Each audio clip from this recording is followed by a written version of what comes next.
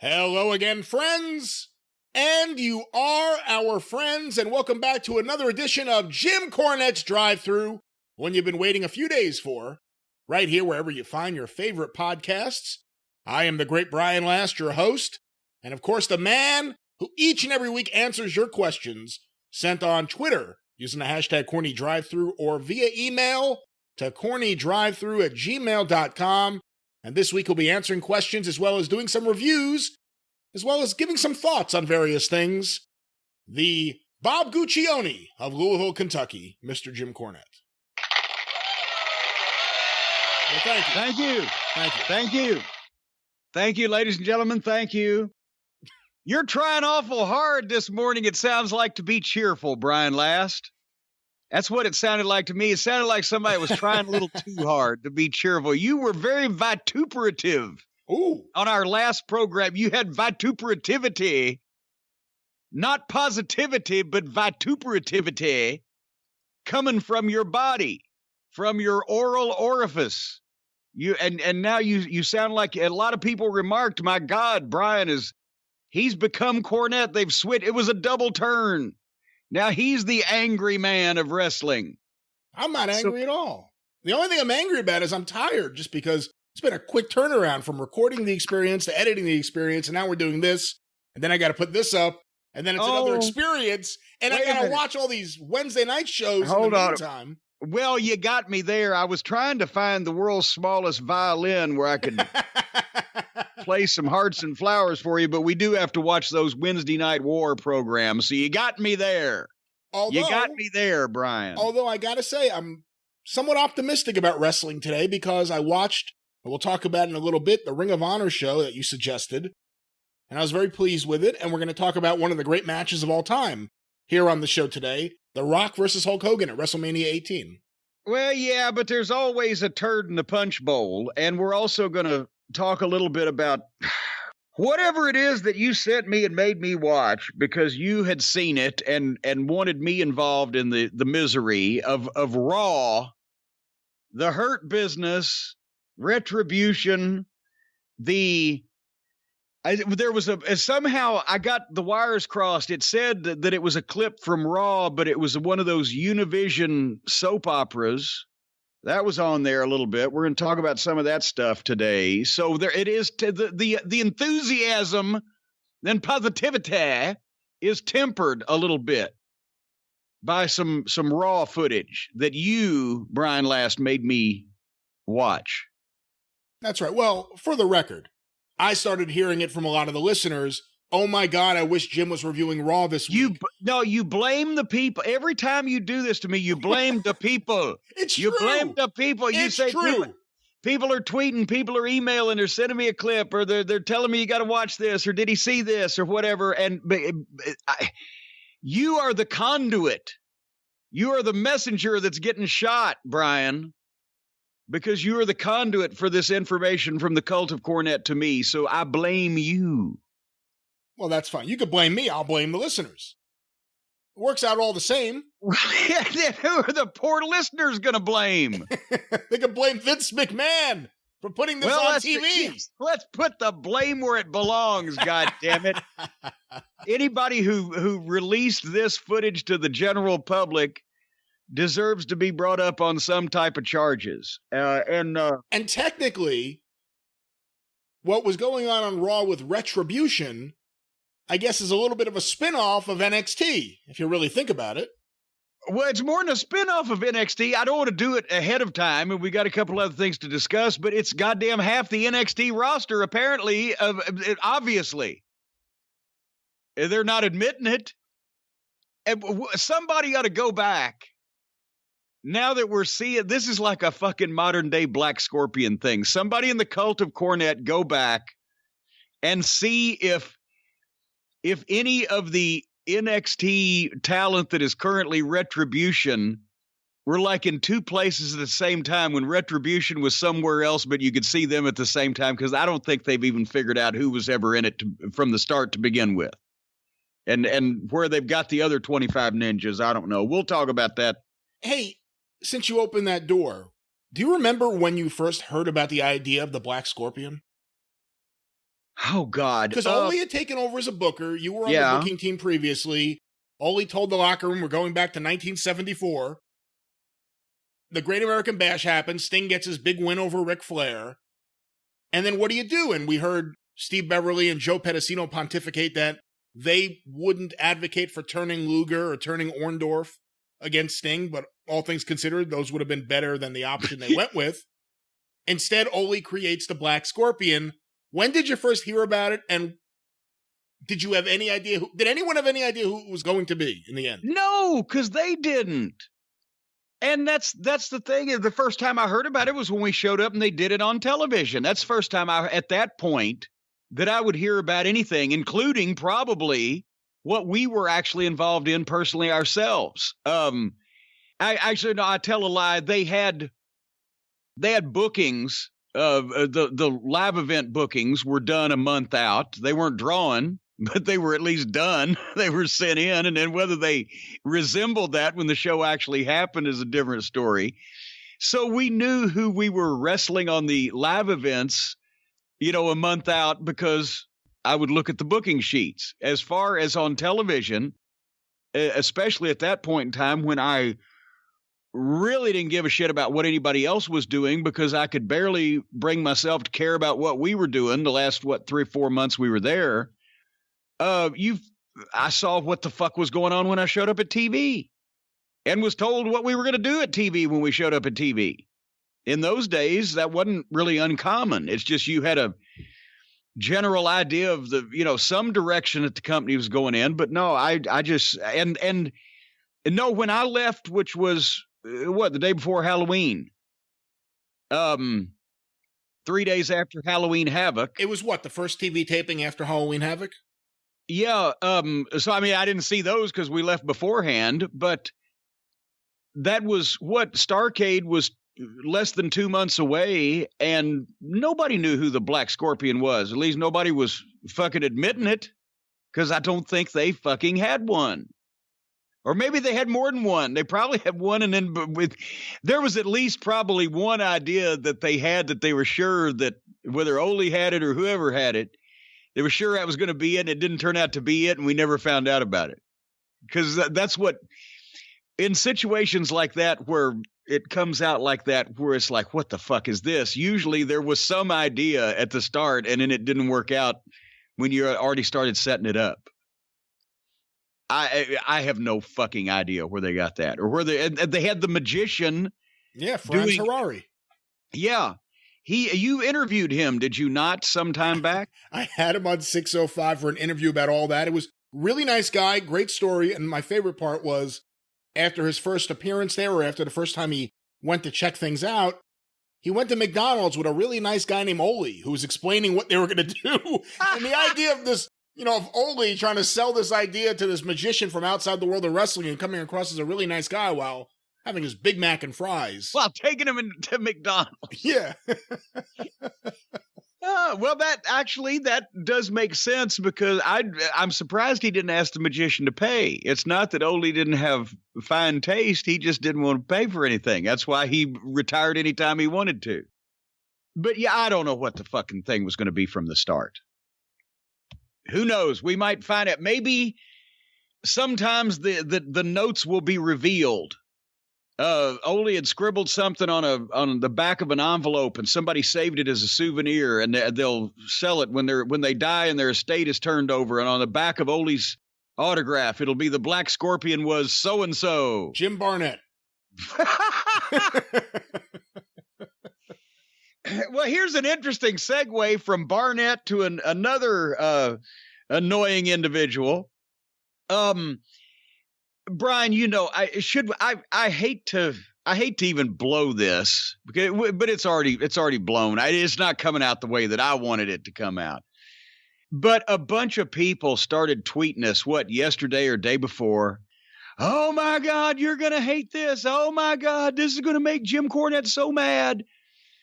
Apparently, our favorite tag team, the ones that we've been talking about so much lately, that we've been giving such creative team names to, trying to help their careers by giving them a a name that, as JR would say, that you can hang your hat on, something they can be identified by. Old Jelly Nutella and Sunny Kiss. And so we've been trying to come up with these, and the Cult of Cornette has helped coming up with these various team names, something may be marketable for these two. And they put out on Twitter that they had gotten permission to use the name, the New Midnight Express. Old Jelly's social team, I'm not sure what his mother's name is. We know Trent's mom's name, Sue, but we don't know it. I guess she sews, by the way. She's a seamstress.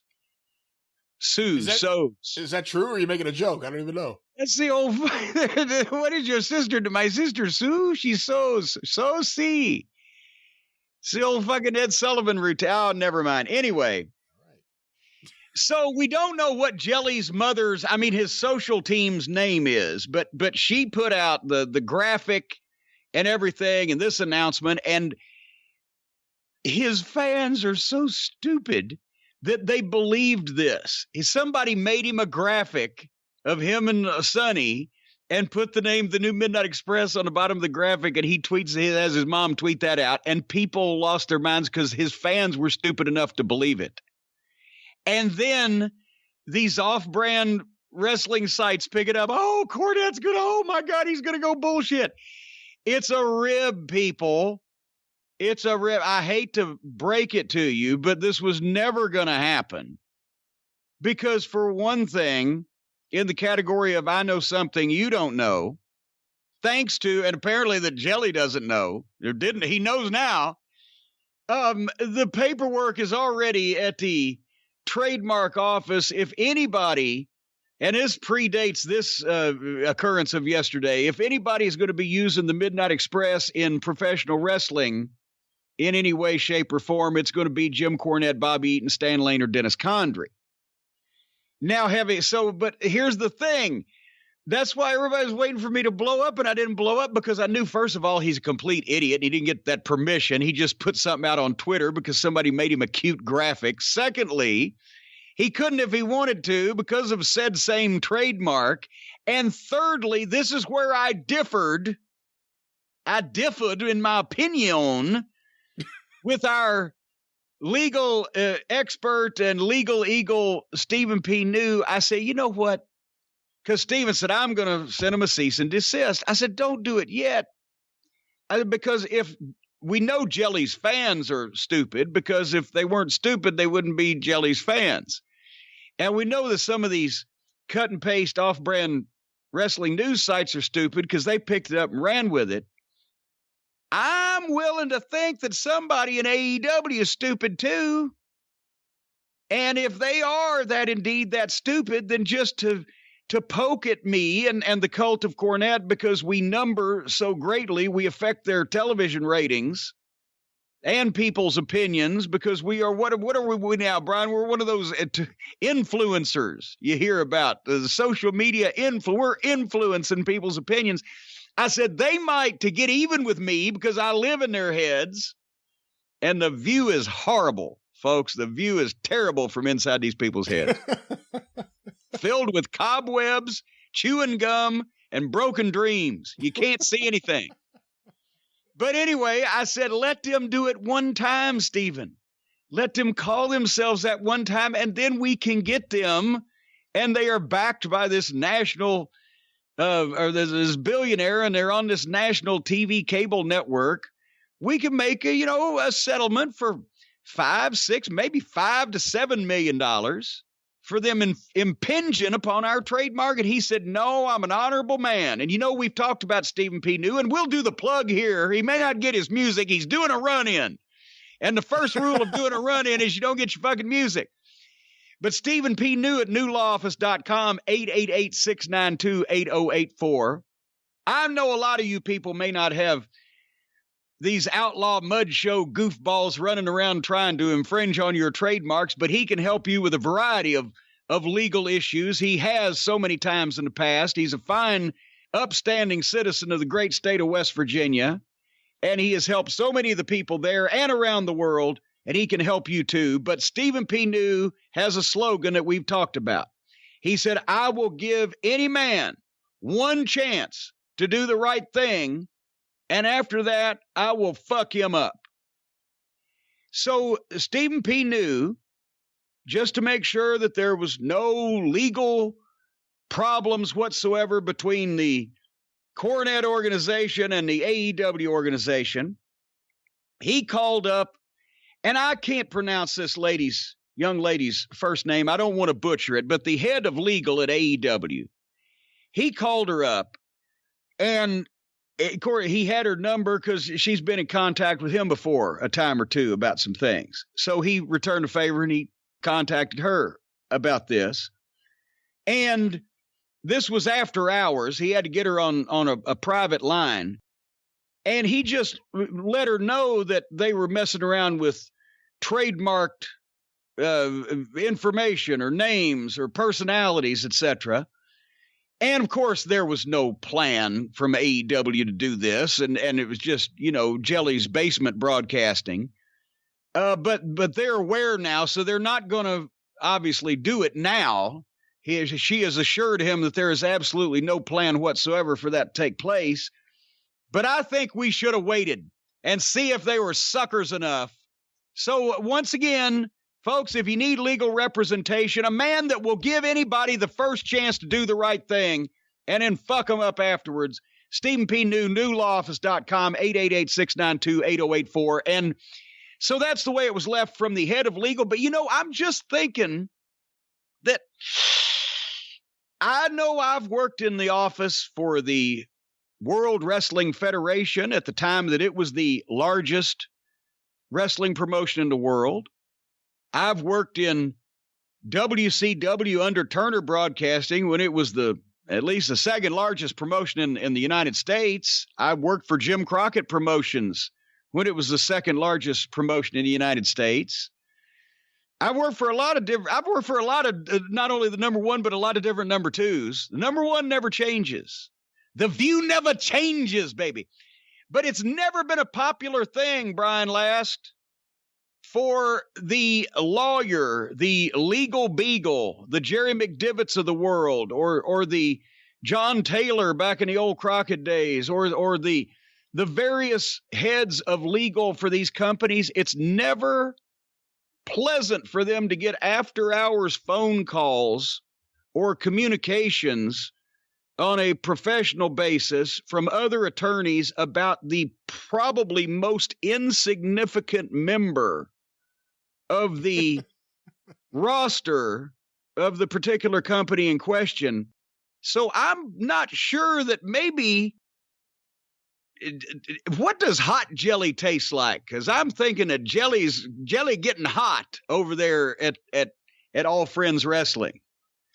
But I don't want to be accused. And by the way, anybody else thinking about any of these other little trademark issues, or we're just going to, draw a cock and balls and stick it in Cornette's eye or whatever, not only is Midnight Express trademarked, but my name and my face are my own, and paperwork proves that. So for anybody else trying to fuck around, save yourself some issues. But anyway, I don't want to, for people to think that I'm punching downward, because Jelly is so far down there, I can't wipe my feet on him without fucking digging a hole. I'm going to give him another name that they can use to replace the new Midnight Express that they can't use. Because I think this, we went through a number of them, Brian, but I think this one really sums up the team and is something that people will remember, and it's a nod to pop culture. I think this is the one they ought to go with. Are you ready for this one? I don't know. The new tag team name for Jelly Nutella and Sunny Kiss.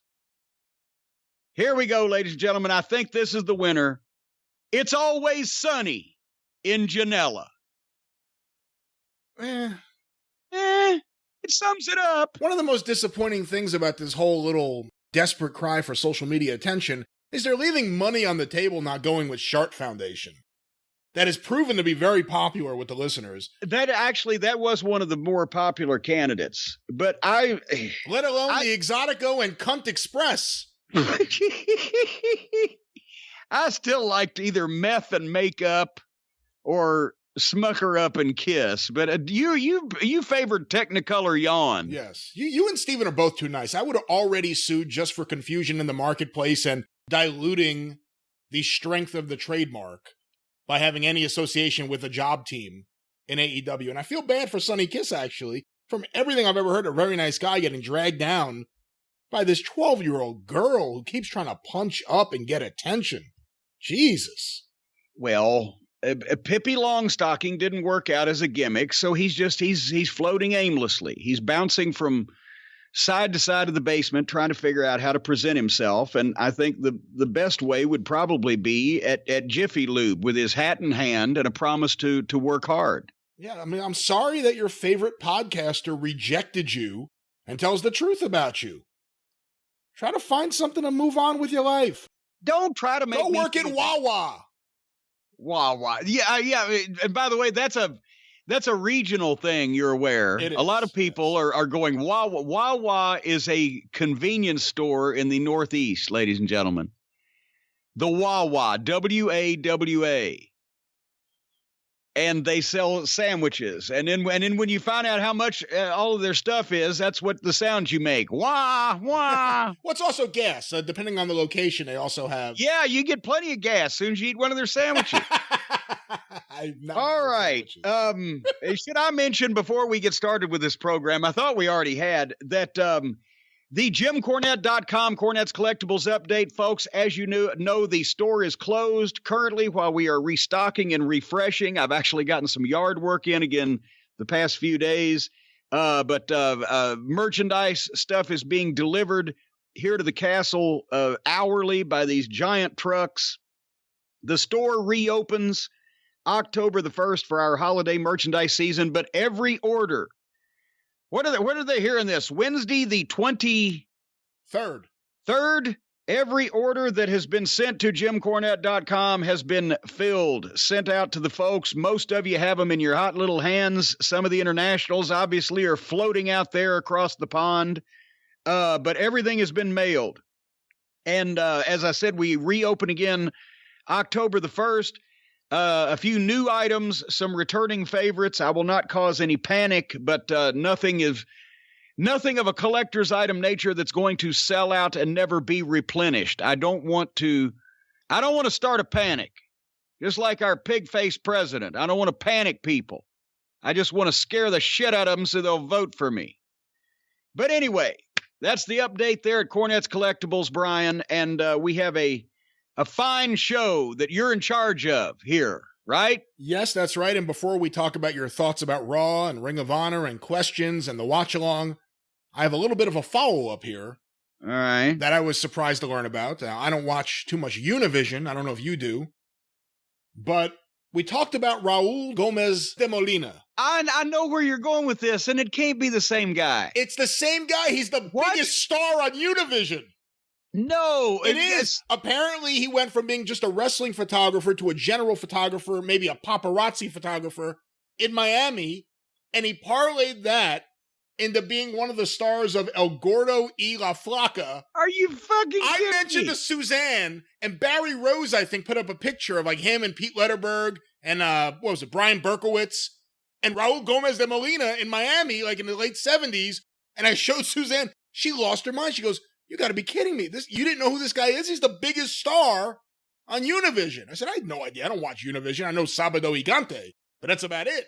Well, you do, and you'll clean it up. But no, I see people started tweeting that, and I was like, okay, I assumed that Raul de Molina, to the Hispanic world is like fucking Ben Brown here. It's a guy with the same name, and they've obviously, and it's cute or whatever. Maybe they think it's the same guy, or maybe it's just, whatever. But that's why I didn't say anything about it before, because I couldn't believe it was the same fucking guy. Same guy. So Raul Gomez de Molina, the ringside photographer for Florida wrestling in the 70s, can now buy and sell all of us 20 times over.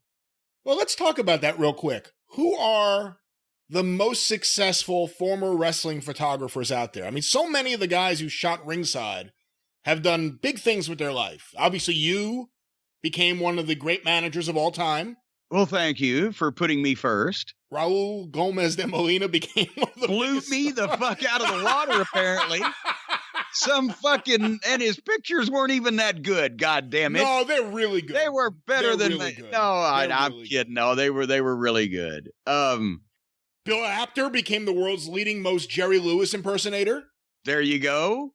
And on a residency now at the finest nursing homes across the Northeast, the tri-state area, where he entertains the masses.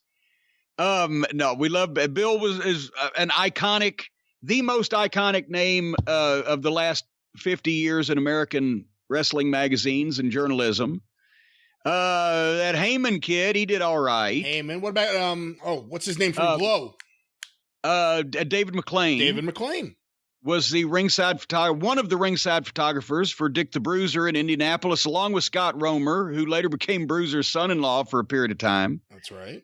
Of course, Eddie Gilbert. We shouldn't. I don't know if you even count Eddie Gilbert because he was doing ringside photography until he was old enough to get into wrestling because he was Tommy's son. So, I mean, I don't even know if you can classify, he was destined for greater things to begin with, if you can classify him as a photographer that got into wrestling or did something greater. Brian Bucantis started Arena Publishing, which went far beyond professional wrestling. Yeah. Goldmine Magazine. Let's say now well, of course, our old friend, John Arezzi. But would he have identified as a wrestling photographer as a sidelight? Because even then he was into the music and all that other stuff and everything, right? And radio and etc. Who else? I'm trying to think. Who else? Tony Lanza. He was already a wrestler when he became the foremost photographer in the 50s and 60s. Well, Jeff Winningham, who shot the Houston wrestling book Friday Night in the Coliseum, is actually a world-renowned photographer. He's done, much more heralded things than just the wrestling book he put out in 1971. So I would put him on that list too.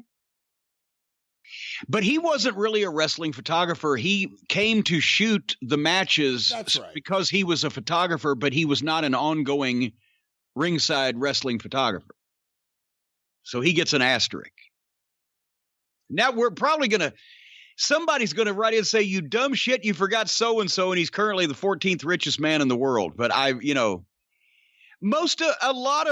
course, Percy Pringle, he shot pictures when he was a teenager. I actually have a Kiteser mag from the early 80s, and I got to dig this up, and I always wanted to look into this, and I forgot about it until this point.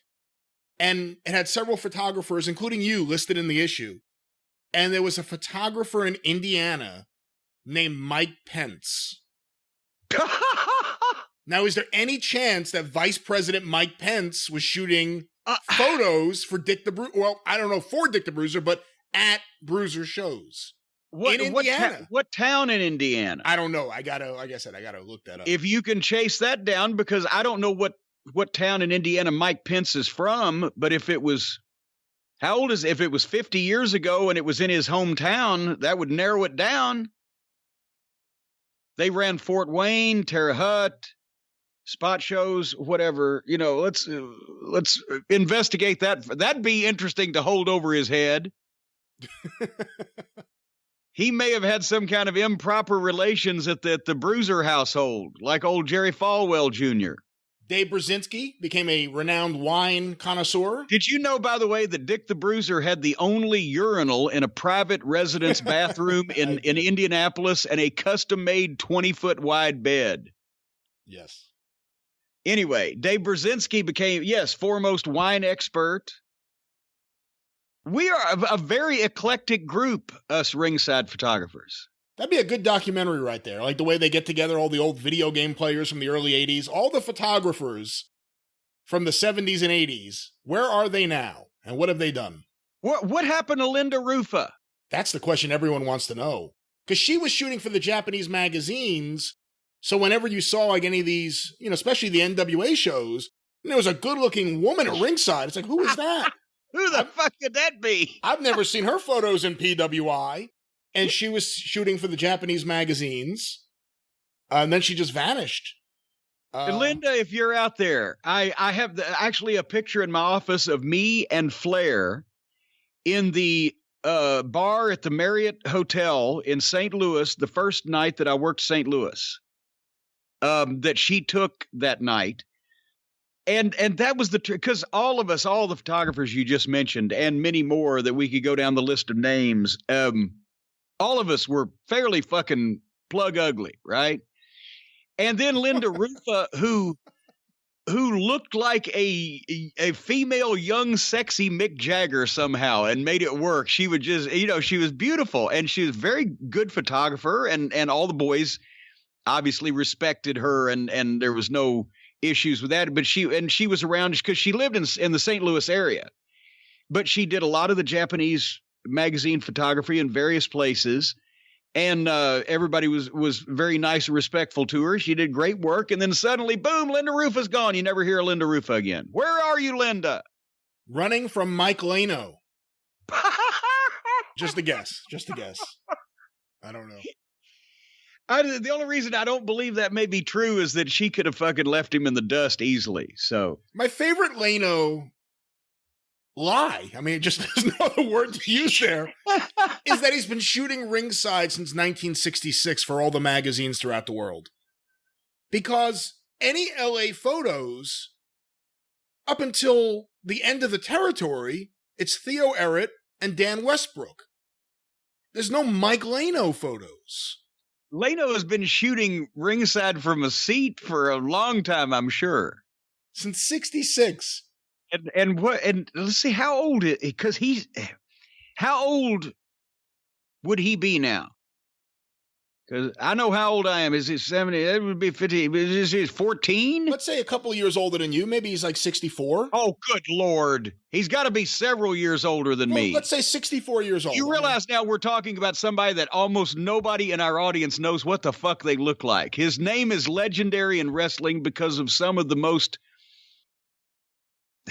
What could even the word be? Some of the most intricate and egregiously fabricated stories and plots that have ever been constructed. And a very nice guy. Yeah, and that's why that's why I said it. He must have been on the nitrous. He was a dentist that apparently is the word is retired now, but it was disbarred. I thought, no, that's an attorney. He was unlicensed. He was asked by the state not to do this anymore as a dentist. But there's some great stories about him, but we don't know how old he is. And now we're just boring people. Unless we tell some of these great stories, and it would change the complexion of the whole show. He got me booked in Japan by impersonating me in a letter to the Lucha group. Shinma. Running Shinma. To Shinma, when he was running the Lucha group in 1991, he thought it would be perfect when I left WCW for me to go over there and book the Lucha group in Japan. I said, "Are you out of your fucking?" I said, "I don't speak Japanese or fucking Spanish, and I'm going to go to Japan and book the Lucha group in Japan." So then, like 3 months later, I get a fucking package in the mail from Shinma. Mr. Cornette, thank you for your letter in broken English. We think maybe before we engage in contract, you come over to our tour and see our matches. Like, okay, if you want to be our booker, maybe come over and see what the fuck we're doing. So now I'm going to take a pleasure trip over to goddamn Japan to observe the action. and I had to write him back. You obviously you're the victim of a fucking conspiracy here, sir. I did not contact you. I think from what I remember you telling me, it got as far as Wally Yamaguchi calling you up to work out the dates.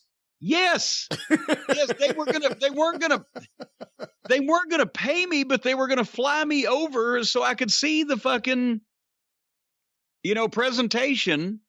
And I had to tell Wally, it's a fucking Lano. This was his idea. I haven't called anybody, written anybody. Wrestling photographers, such an eclectic group of people. We need to get together one last time. And dentists. Don't even get me started on the dentists. Hey, so he was doing free dental work for all workers. That was his slogan, free dental work for all workers. He actually did work on Abdullah the Butcher's fucking teeth and filmed it for his cable access show out there called Canvas Cavity. But well, I guess it's a funny story. I don't think it'll embarrass anybody at this stage of their lives. So Cactus has just, I don't know whether he was still engaged to Colette or they had just got married, but Mrs. Foley, they've just gotten together. They're brand new, and she needed to have her teeth, the bonded thing, or I don't know what the fuck exactly the procedure was, but Leno is going to give her a brand new smile for free, right? And Cactus has a show out in California, so he flies her out with him, and she's going to get the dental work done, and he's going to wrestle. And she sits in his chair, and Leno does all the work and everything, right? And apparently everything just looked gorgeous. And the next morning, as a thank you on their way out of town, they invite him to breakfast. And while he's, of course, he was also famous for either inviting people to breakfast or getting invited, but he never had his wallet. Somehow the wallet was always left behind. But in this case, they'd asked him anyway to thank him for the dental work. And while they're eating breakfast at the hotel, her shit started falling off.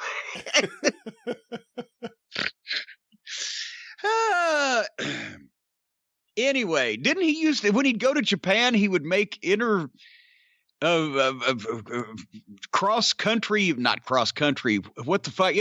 phone calls is what I'm going with this. While hiding under the fucking covers of the bed, wasn't he at one time calling and hounding Medusa?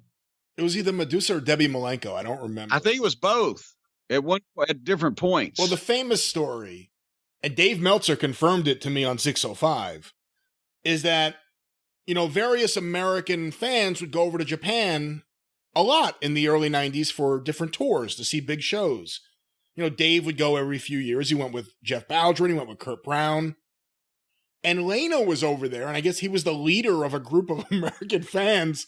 And they went to All Japan, and he started dropping Dave's name, that they were there for Dave. And Mrs. Baba got so upset because, as Dave said it, Dave said he was told that they were the epitome of the ugly American. That Dave got banned from All Japan.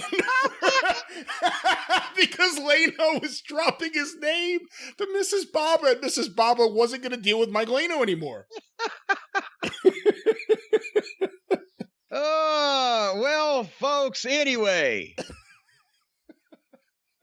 Where will this show head next? We don't know. Would you like to take any bets, Brian, on where this show will head next? I think I know exactly where this show's going to head next. Where it usually heads, right into the toilet. Yes. No. You're wrong. I thought you were going to say right into the place where you can win every time at MyBookie. That's right. Winning season has returned at MyBookie, and winning season means doubling your first deposit, folks.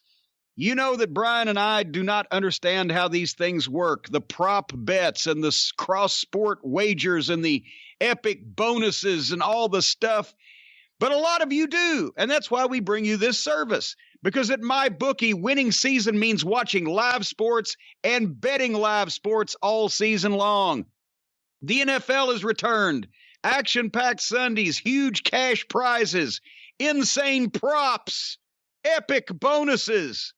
Get in on the action, folks, and double your first deposit by using the promo code JCE at mybookie.ag.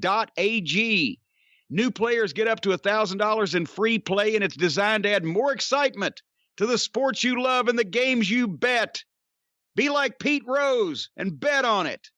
See, that's really the only sports betting story I know. Bet with the best this NFL season for your chance to win big. Use the promo code JCE at MyBookie because your winning season begins today at MyBookie. Was Pete Rose big in Louisville, considering the proximity to Cincinnati during? Oh, good God! Yeah, oh my God! Yeah. See, that's the thing. Louisville had no professional sports. What's even the minor league teams and shit, except for wrestling in the 70s. And the Reds were huge. And plus they were on broadcast on WLW radio, which was another one of those clear channel stations, AM back in those days. So you could pick it up on the fillings in your teeth. And that was a whole huge thing. Pete Rose was huge. The Reds were huge. The whole 9 yards. Cincinnati was our big city till we got to be a big city and got all of our various. When was that? Arenas. Hey, goddamn! Legitimate question. When did Louisville become a big city in your eyes? Actually, now it's so much bigger than it was then, but it's been gradual, so I couldn't really place a specific time on it. But when you think about it, the biggest arena in town, Freedom Hall, was built in 1956, and they were still using it well into the 90s. I guess the Yum Center is not even 10 or 12 years old now. The Gardens was the building downtown before that. So really over the last 20 years, Louisville has expanded a lot. And then they got they've had the minor league teams. Our first minor league baseball team, I wish I liked baseball more and I'd remember all these details, but their first 2 or 3 seasons in a row, they set the minor league attendance record. This was back 20, 25 years ago. It was a big deal. And then I don't know what happened. Shit changes, but now they still got the Red Birds and blah, blah, blah, and all this stuff. So it's grown exponentially. They're trying to get a major league team now in Nashville. That'll be interesting. I don't know why they don't, because Nashville is talk about expanding. Nashville is, from the time I lived there in 1983, is 3 times the size it was then. And the interstates have been completely revamped, and the downtown has been massively rebuilt, and the suburbs are fucking gigantic, and you can't get across that town driving almost any time of the day. So I don't know why they don't have everything in Nashville these days. Well, one thing they don't have right now during this pandemic is Monday Night Raw. And I understand good Lord. The listeners have demanded it. They've requested it. They've sent in ideas and clips and what they want to hear about. You have seen several select segments from this past week's, or this week's actually, Monday Night Raw. I'd like to get your thoughts on these. So we watched the Retribution's confrontation with the Hurt Business. But now, to bring the people up to date, as nearly up to date as I can be, Retribution is the terrorist group dressed as ninjas that has been attacking Raw of recent weeks, blowing up. Didn't they blow up the generator? Yeah. And they've been, engaging in guerrilla warfare, acts of disobedience, whatever the case. And they've been all dressed up in black. You don't know who it is. It's some group of people with a grudge against the company. And then at some points, they've showed up where there's fucking 20 of them all dressed like ninjas. Remember, we've been talking about this. AEW gets these fucking groups all dressed in black and black masks. It'll look, like fucking children dressed up. And then NXT, or not NXT, but WWE did the same thing. So now Retribution, apparently, not only the main perpetrators have been revealed, but they've been signed to contracts. Did we say that the WWE is okay if you're going to come in here and disrupt everything, we'll just sign you. We're not going to treat you like the Performance Center stalker where we call the cops and encourage you not to be here and terrorize us. We're going to reward your terroristic threatening with giving you a contract. Is this now what we were told? It is, and boy, what incentive pre-pandemic to jump the rail. Wow. If you knew you'd get a contract. Boy, howdy.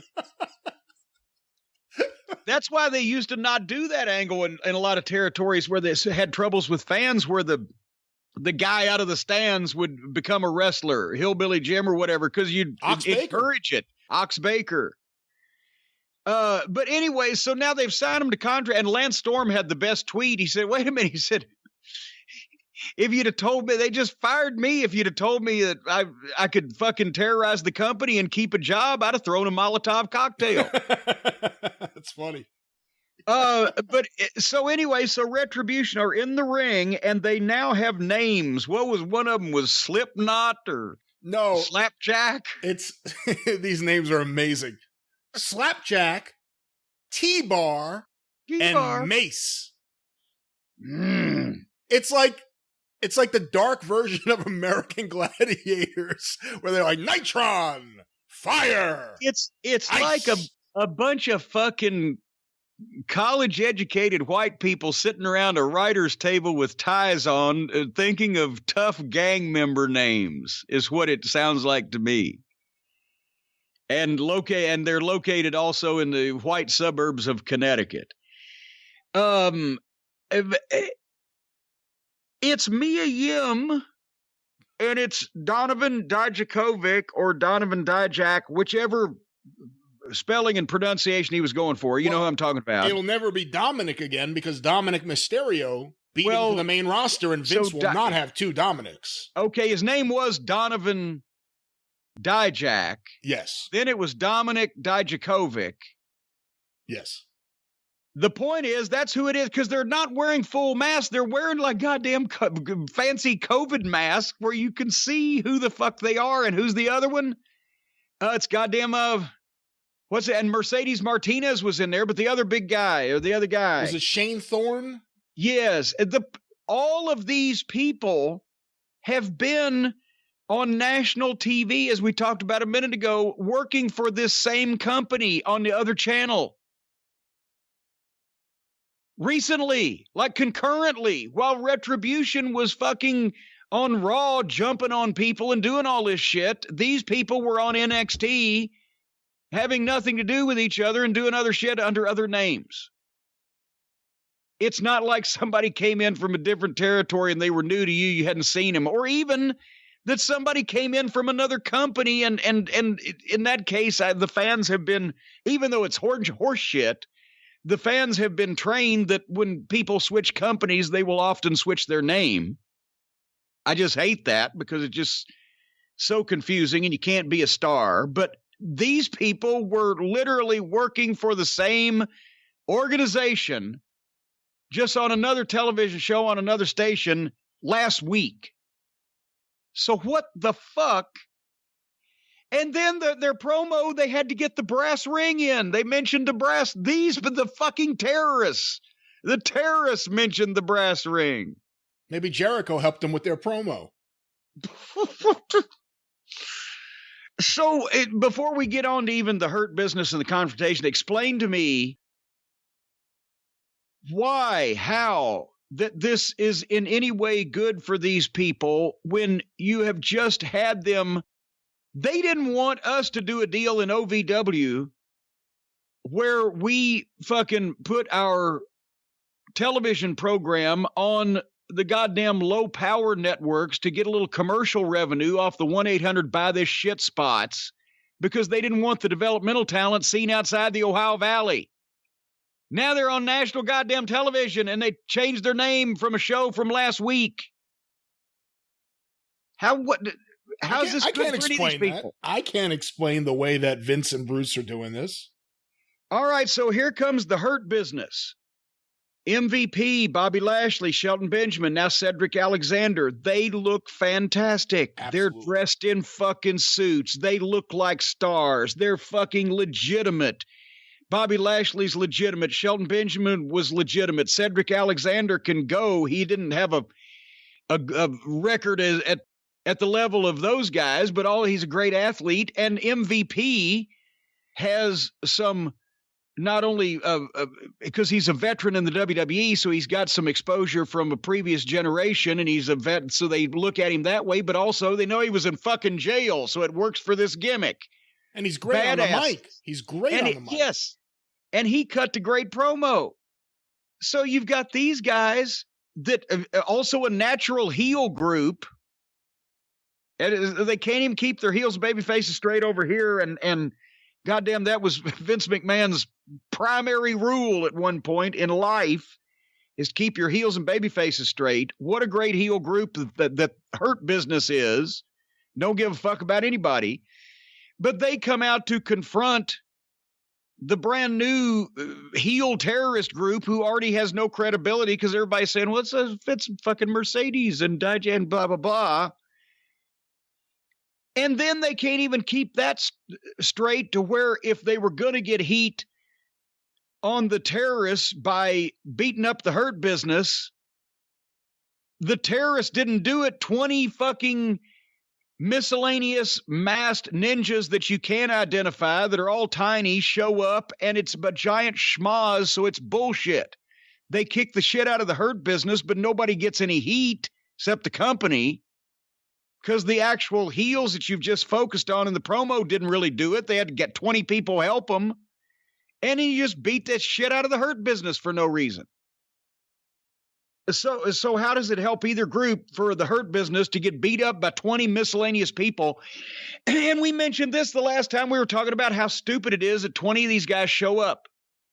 You could believe that 3 or 4 or 5, 6, whatever individuals that band together as a clique have a grudge against the company and a grudge against the way that they've been underutilized and want to fucking shake things up from within or whatever. But how are you going to hide 20 or 25 of them? You'd have to know who they were if they were anywhere around your fucking orbit. And or are we going to find out that all 20 or 25 of these people are recognized pro wrestlers or just fucking guys they picked up out front of Home Depot? The fuck? Then they had a match. And the masks in the ring looked like when Lawler was booking and it came Halloween time and he'd have the monsters, the Colossus of Death or Dr. Frank, or because he loved monster movies, he loved monster masks, and he loved big guys that he could fucking work with for a week or two and steal a house. But that was in Memphis. If this is on national television, it looked fucking outlaw. It looked like AEW. And then explain to me, Brian, if you can, they're having this match and suddenly one of the fucking Retribution came down the fucking apron and punched, who was it, Lashley? I've forgotten now, Lashley or Shelton or somebody in the head, and the referee called for a disqualification. It just out of nowhere, flattered in 4 o'clock, and then suddenly the 20 guys appear and jump in again. What kind of fucking finish was that? They were just, they're standing in the corner and the guy runs down the apron of the ring and bam, punched him. Oh shit, that's a disqualification. Did I see that? Yeah. Okay. The arguments that Vince isn't out of touch are almost non-existent at this point. The arguments that he still has a magic touch. When would a finish like that ever have been in touch? Never. When would anybody? But those the 20 guys jump back in, and they start fighting. And then here comes Drew McIntyre and all the Raw guys, and they just get in that massive schmoz that gave you a sick stomach because the camera's in and out and back and forth and shaking, and they're cutting so quick because all of the individual fighting looks like shit because nobody has any room to do anything. So they just try to fucking focus on the chaos, which means not focusing. And it made you, and then suddenly out of nowhere, no pun intended, literally appearing out of nowhere, who had not been involved in this, Randy Orton's on screen and RKO's Drew McIntyre, boom, in the middle of the ring, and everybody else, all 40 of the other guys that were fighting, have disappeared. And then Randy Orton stands over Drew McIntyre for fucking a minute and a half. And the whole other thing is completely gone. And the fake crowd was at a fever pitch. The fake crowd, I thought they were going to have a riot of fake people. What the fuck? Even if you're going to do a goddamn, how do you go from a 30 or 40 man brawl to just, okay, then we got to RKO Drew to go off the air, so let's get Orton in there, boom, and then let's pay attention to that. Where'd the other guys go? What the fuck was going on there? Help me. Bad TV.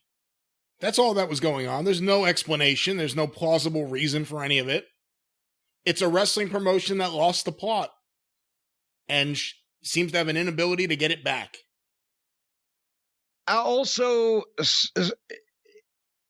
Raw Underground is now being cross-promoted on the Kevin Steen show.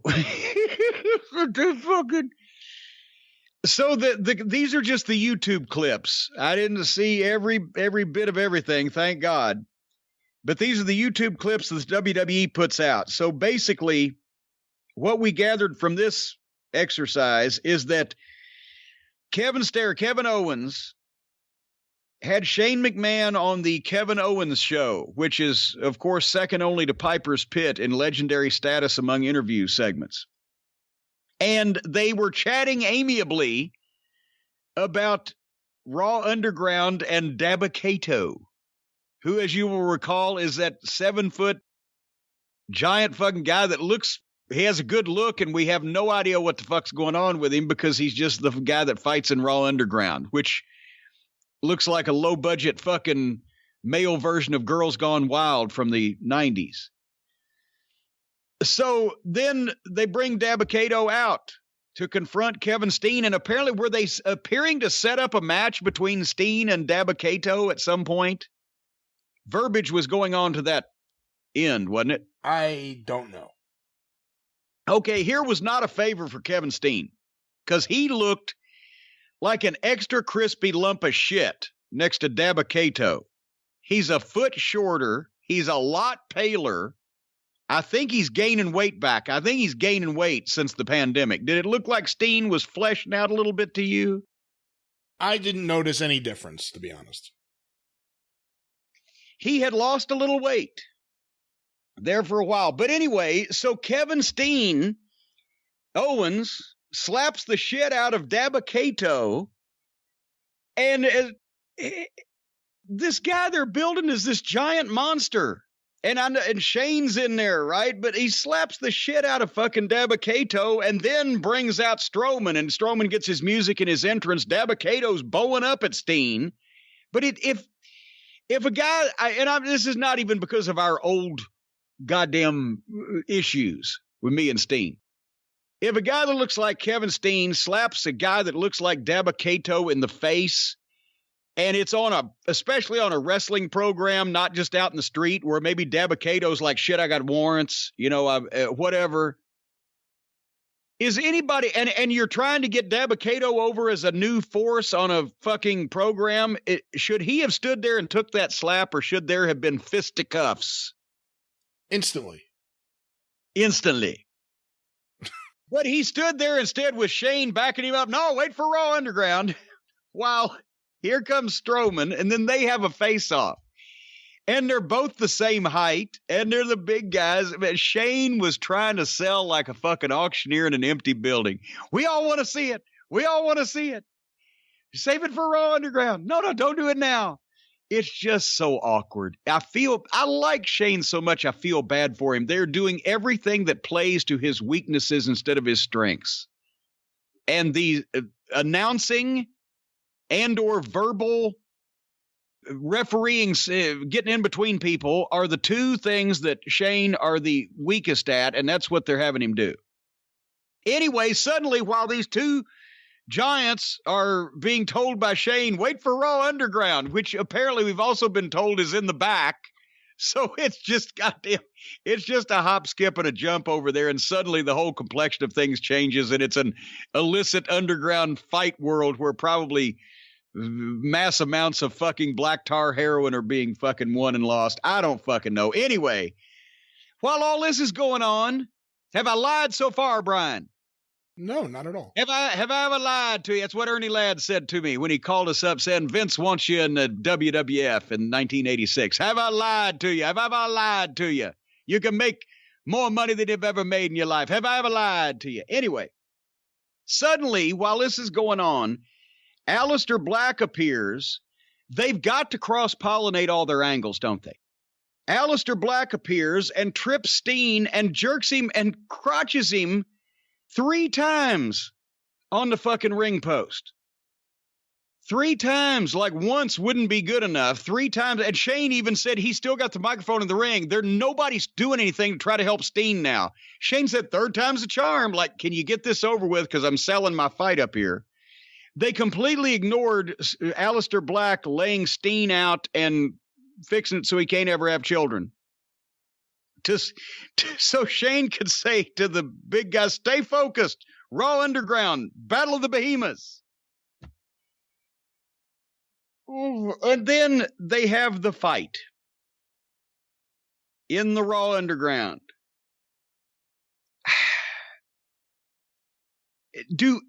I don't know what Dabba-Kato's background is. I think we've seen it's almost impossible to move Strowman around anywhere he don't want to go because of how big he is. They look like that, at least Strowman did. I don't know what Dabba-Kato can do. Like they have trained some in some type of grappling in a gym somewhere, but they obviously don't have any high level fucking background at it. And it was bad fake fighting, especially after watching the Ring of Honor show and then seeing a bad fake fighting and worse punches in a completely fake premise with Shane doing a running stream of consciousness commentary over the top of it that wasn't very good. And then, were my eyes deceptifying me, Brian, or did Dabba-Kato lose? That was the part that stunned me. Out of all this, that was the part I couldn't believe. He got beat in 2 minutes by Braun Strowman. Okay, we already know Strowman's over as he's going to get. He's been there. It's not like there's going to be any revolutionary fucking, wow, Braun Strowman's the biggest star in the business at this point. He's where he's going to be. We didn't know about the other guy. So if he beat Braun Strowman in 2 minutes, you'd go, wow. Well, maybe after the presentation, you'd go, huh? But not wow. But anyway, what the fuck? Why do this? Why even have this if you're just going to beat the fucking guy? Oh, my God. I cannot explain why that happened. Can you? I can't explain why that happened, no. Maybe Vince is mad at Shane. I'll show you, Dabba-Kato, pal. How ridiculous is Shane on the mic the whole time that Fight Club is happening? And it's so bad. It's so bad. Anyway, I'll tell you, we need to do this every few weeks because it makes me relax my feelings about AEW when I see this. This is the universe that AEW exists in, where this is the main wrestling show for the main wrestling promotion. Did you watch any more of the clips? Well, yes, I was about to say, all of this was just a prelude to, I didn't understand what they were going into at the start. It took me a second, but Seth Rollins, I thought Seth was going to reveal DNA results that Dominic was not Ray's son, but instead now the daughter's involved. I missed her name. I didn't care enough, to be honest. I'm not knocking the young lady, but God, I wasn't going to take copious notes on this shit. But Seth Rollins, it gives an alleged DNA report that Ray's daughter is not his daughter.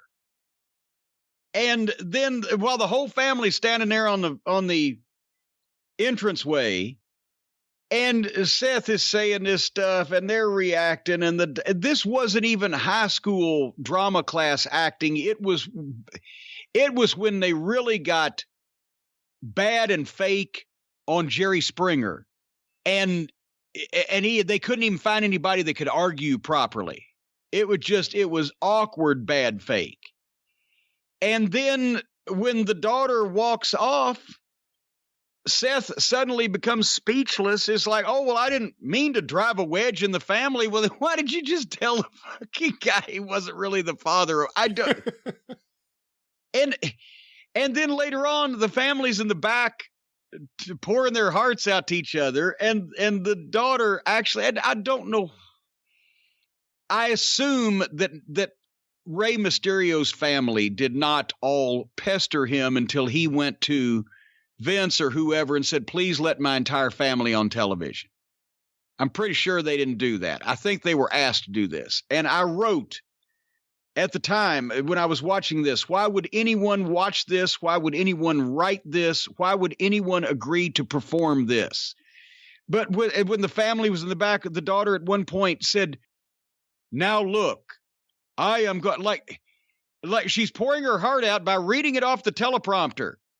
Now look, I'm actually putting more fucking feeling. I can't put less feeling into now look. You had to be there. It was just like an animatronic words being spoken by robots.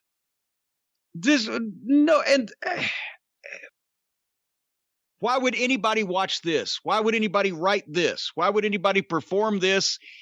And if Vince is saying you have to do this, all of you, no matter what, why is nobody tendering their resignation just out of indignation or to maybe wake him up?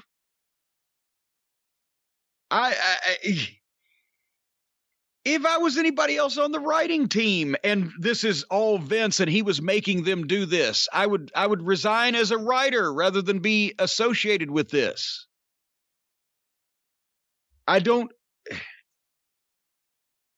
AEW still doesn't look any better to me, but this doesn't look any good either. It's just, it's boring, bland, rotten, and phony rotten instead of silly, goofy rotten, and obviously amateur rotten. Well, these guys are amateur. Well, the family's amateur, but you know what I mean? Everybody in the WWE that is a full-time performer looks like something. They have a budget and they shoot the shit remarkably well, and it's bland, boring, and fake. Everybody in AEW mostly looks like shit. It's fucking silly and hokey as well as fake, and it's honestly not fucking presented very professionally. So there's your choice, folks. A giant turd or a douche sandwich. Or, well, no, wait, it was supposed to be a giant douche or a turd sandwich. I guess a giant douche sandwich wouldn't really... Well, some people, despite their appetite, may not want a douche sandwich or a turd sandwich. They would not want to eat any of those things. You are correct. Even if any of those things existed, they would not want to eat them. Instead, I know what they want to eat, Brian. Do you know what they want to eat?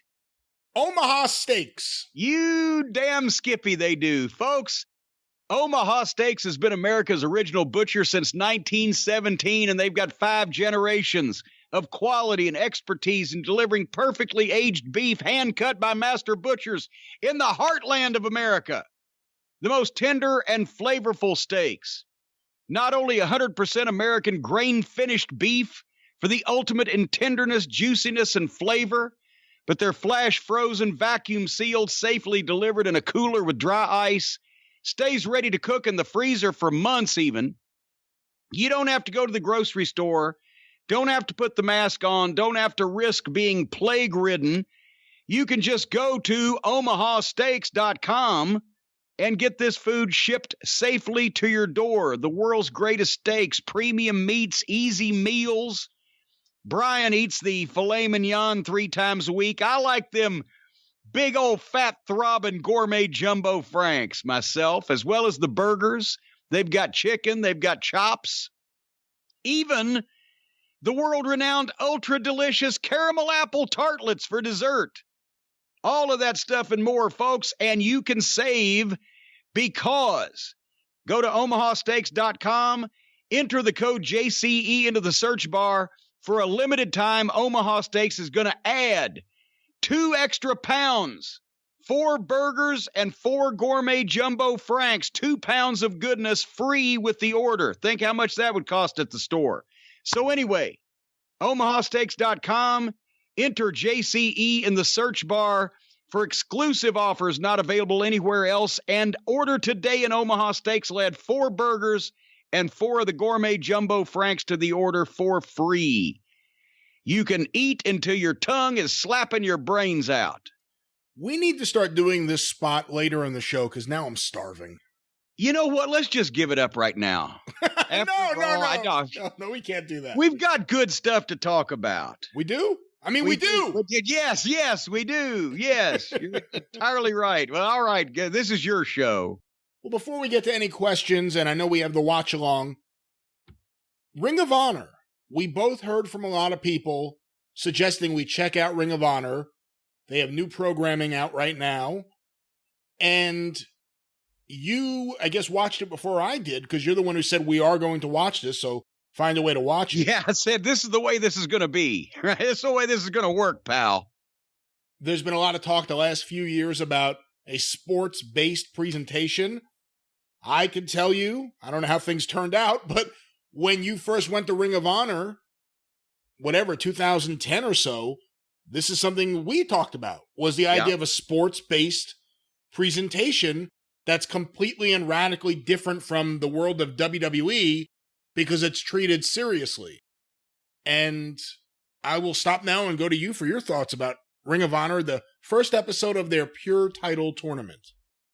Well, I'm not going to go into a ton of the history here. We've talked about it before. One of the ways that we sold Ring of Honor to Sinclair Broadcasting, the concept of Ring of Honor, was not just as another wrestling promotion doing the same stuff as the other ones were doing. Why would they want to buy something like that when it would, if you don't buy something that's going to do the same thing as somebody else when they're already established and spending a lot more money at it?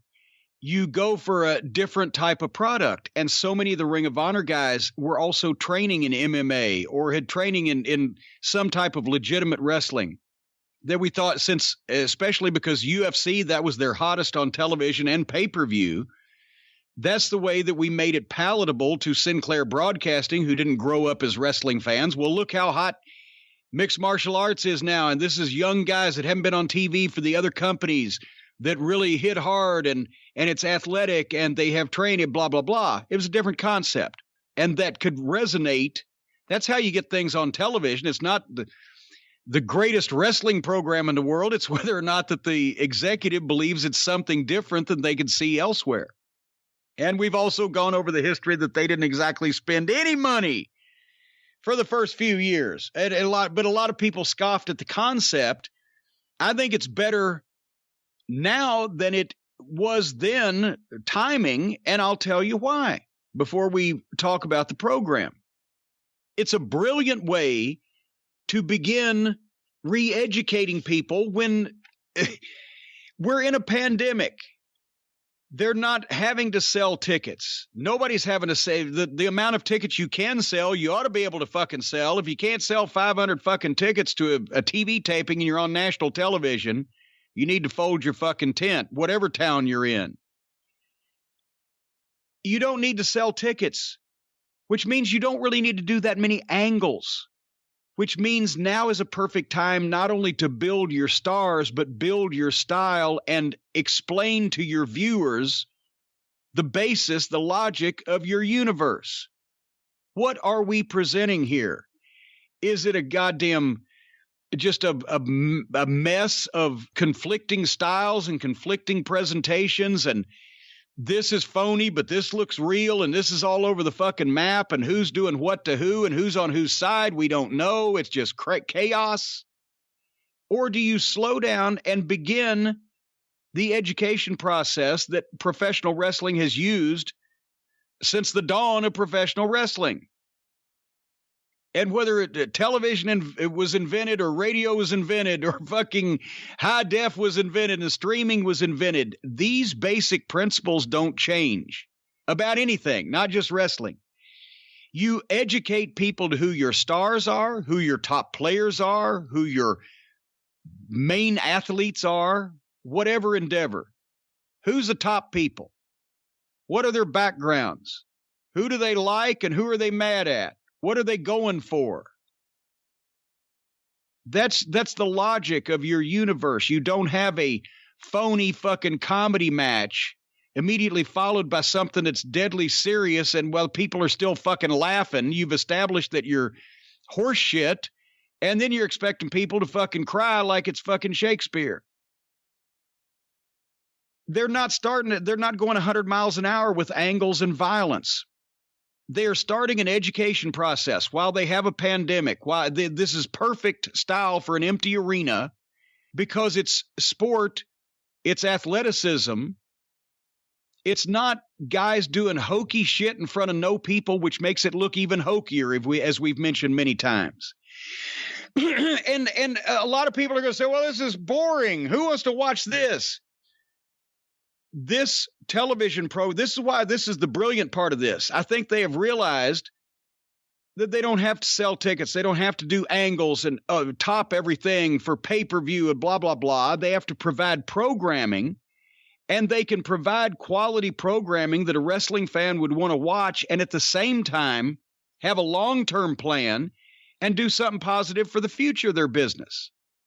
Last week, AEW had a street fight between a middle card tag team at best and guys Santana and Ortiz that they'd like to use on top, where they just about killed each other and were bleeding like stuck hogs, not just in an empty arena, but in a parking lot where they wouldn't have had any fans anyway, just to do it on television and then shit on it at the end with the fucking comedy to begin with.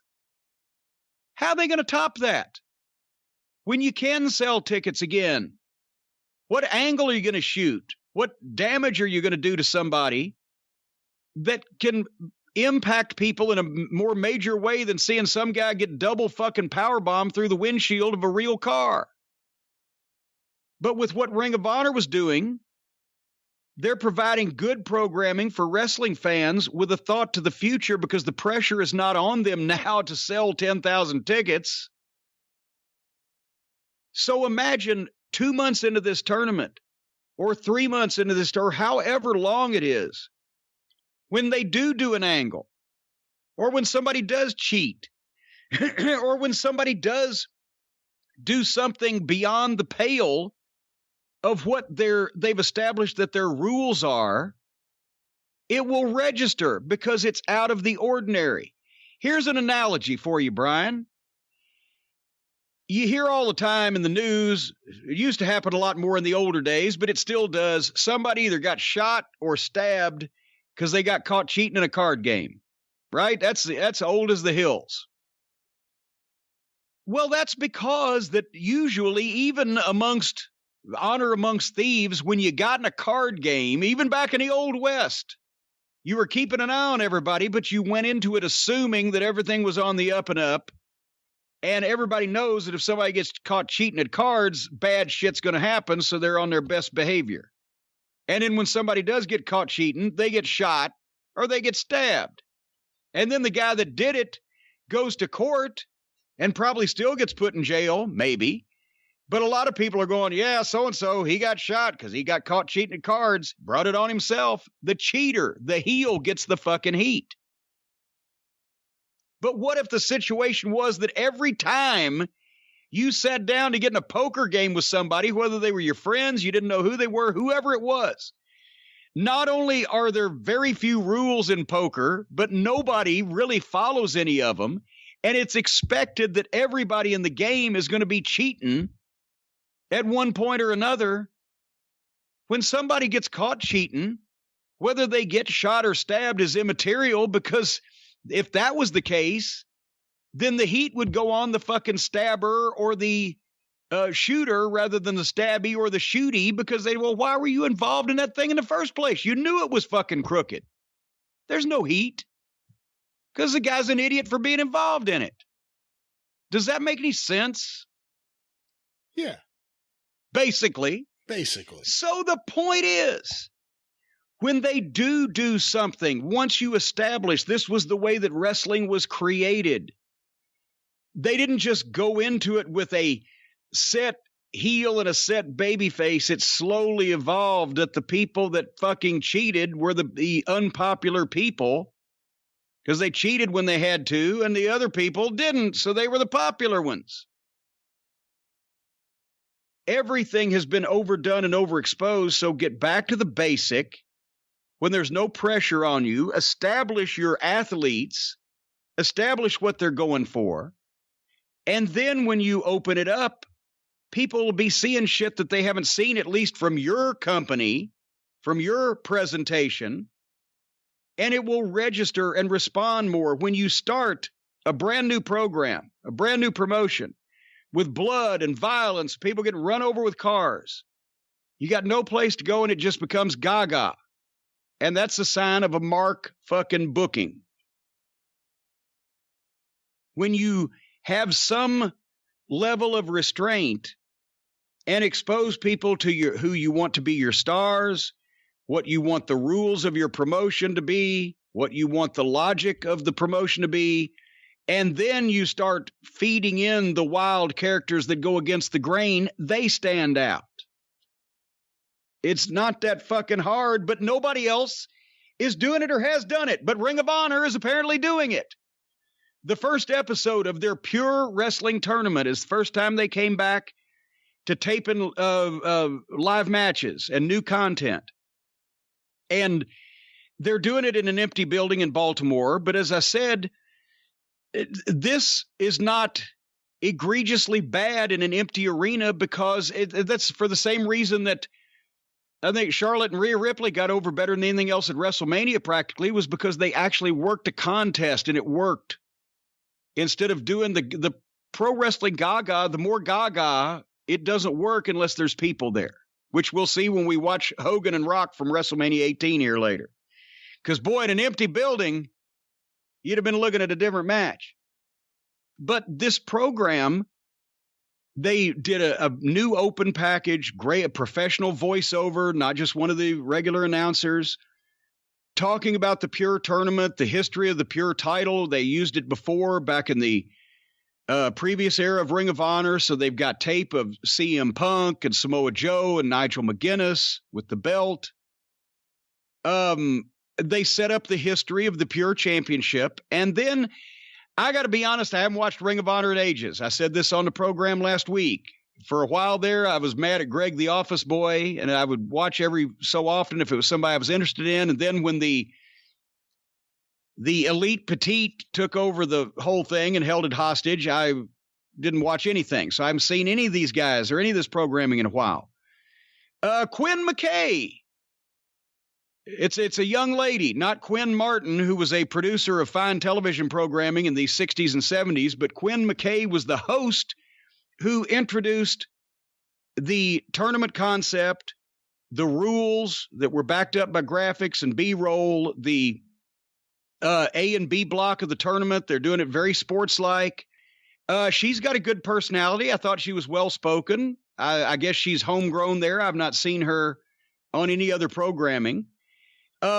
She's a perky little thing. Because the opening required so much explanation verbally, even with the B-roll and the graphics, I would have had another announcer just to be able to bounce back and forth so you had a different voice in there because it was like 3 minutes long. But that's minor criticism and possibly due to the pandemic may not have been a possible thing. But otherwise than that, it was like watching a regional sports program, a tournament of any kind, whether it be basketball, baseball, fucking car racing, whatever the fuck.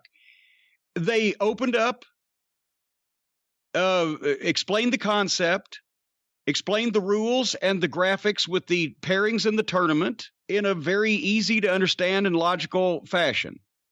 So even though it was a little talky at the start of the program, it flew by because you were getting information that you didn't tune out because it didn't sound fucking delusional, like Reverse Battle Royal or whatever. What'd you think? There is very little bad I could say about this show. This was a great wrestling episode, great wrestling show. I thought Quinn McKay was fine at the top. I agree with you. I mean, it probably would have helped to have her bounce back and forth with someone, but either they didn't want to do that or because of COVID, they didn't want another person in that studio. I don't know, but well, I thought she was fine. She was pre-taped.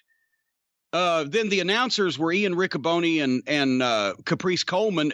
All the announcers did a tremendous job on this program. Let me stop you right there, because I haven't heard Ian Riccoboni since, if that is how you pronounce his last name, I apologize.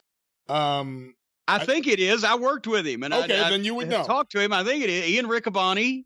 because I pronounced it differently in the past, but Okay. I think the last time I heard him was on, whether it was All In or one of those pay-per-views before AEW. No, it was the NWA. That's where I worked with him on the NWA Crockett Cup. Yeah, I didn't watch that. Well, you motherfucker! I didn't watch that, but I haven't heard him in a long time. I don't watch Ring of Honor. We watch a lot of wrestling. Mauro Ranallo is now seemingly done with wrestling for the time being. His replacement on NXT, Vic Joseph, has been all right. But after hearing this, I think Ian Riccoboni may be the best guy in the business right now. He was fantastic throughout the entire night. Not to take anything away from Caprice Coleman, but Ian was fantastic. Well, see, the thing is, Caprice sounds like a color guy is supposed to sound.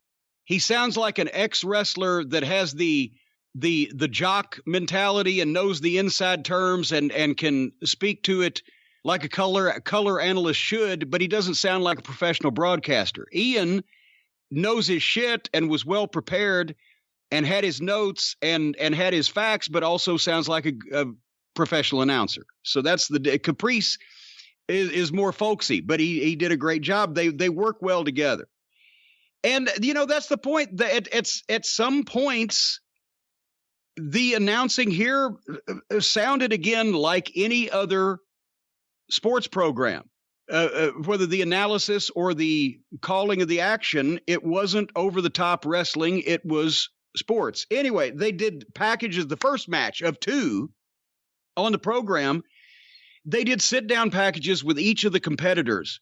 And not just the bullshit sit-downs that, with the bad, drama and scripting that we've been seeing, but they could have been UFC packages. Jay Lethal's was first, and he, talked about his history. He was in Ring of Honor early. He's been a wrestler because he started when he was 16. He's been a wrestler like almost 20 years. He spent most of it in Ring of Honor. They have that history in the footage. Talked about his first round match against Dalton Castle, who's another former champion. He came along after I was there. I've heard some good things about him. I've seen him a time or two. He had the boys thing and the whole fucking gimmick, and I wasn't sure, right? But anyway, the Lethal package was very good. I've always been a big Jay Lethal fan, but then Dalton Castle, the package comes on, and I'm like, well, he's got glasses on, and he got kind of the voice, and I'm ready to shit on it. He doesn't have an intimidating look or voice, but the way they did this package worked for me. They showed him in his high school wrestling pictures and talked about that background and had footage that made him seem legit. And then as a former pro champion, this was a guy talking about wrestling like he and it was real.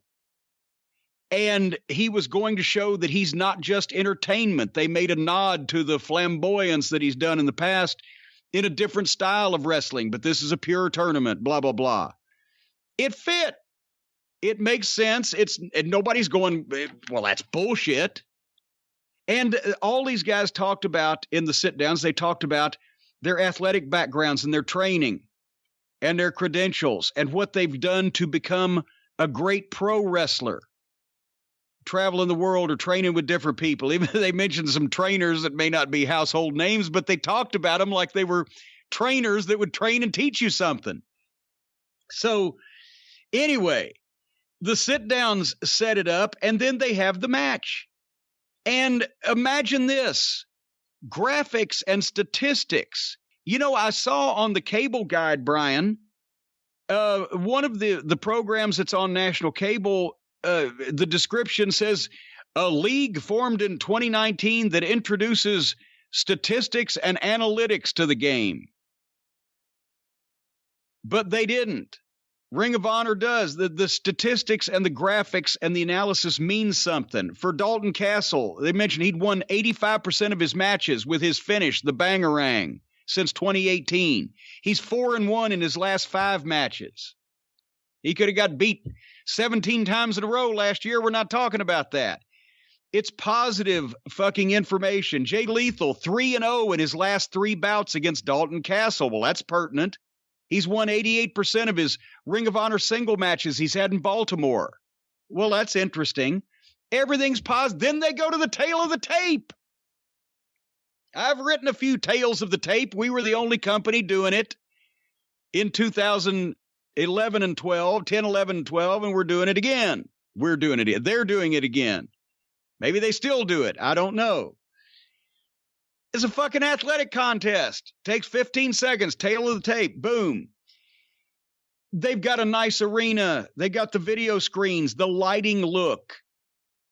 Yes, it's an empty arena, but they also talked about the protocols for COVID. They didn't ignore it like fucking Fantasyland across the street. They talked about the protocols that were in place so that they could do this like any other sports program would. The announcers reinforcing the rules during the course of the commentary was easy for them because the rules are easy to fuck. Once that they're set a time or two, you get it. You get a certain amount of rope breaks, and those rope breaks are called each time. And after you exceed that number, then you blah, blah, blah. You know, no closed fist punches to the fucking head or face. The first one's a warning. The next one's a disqualification.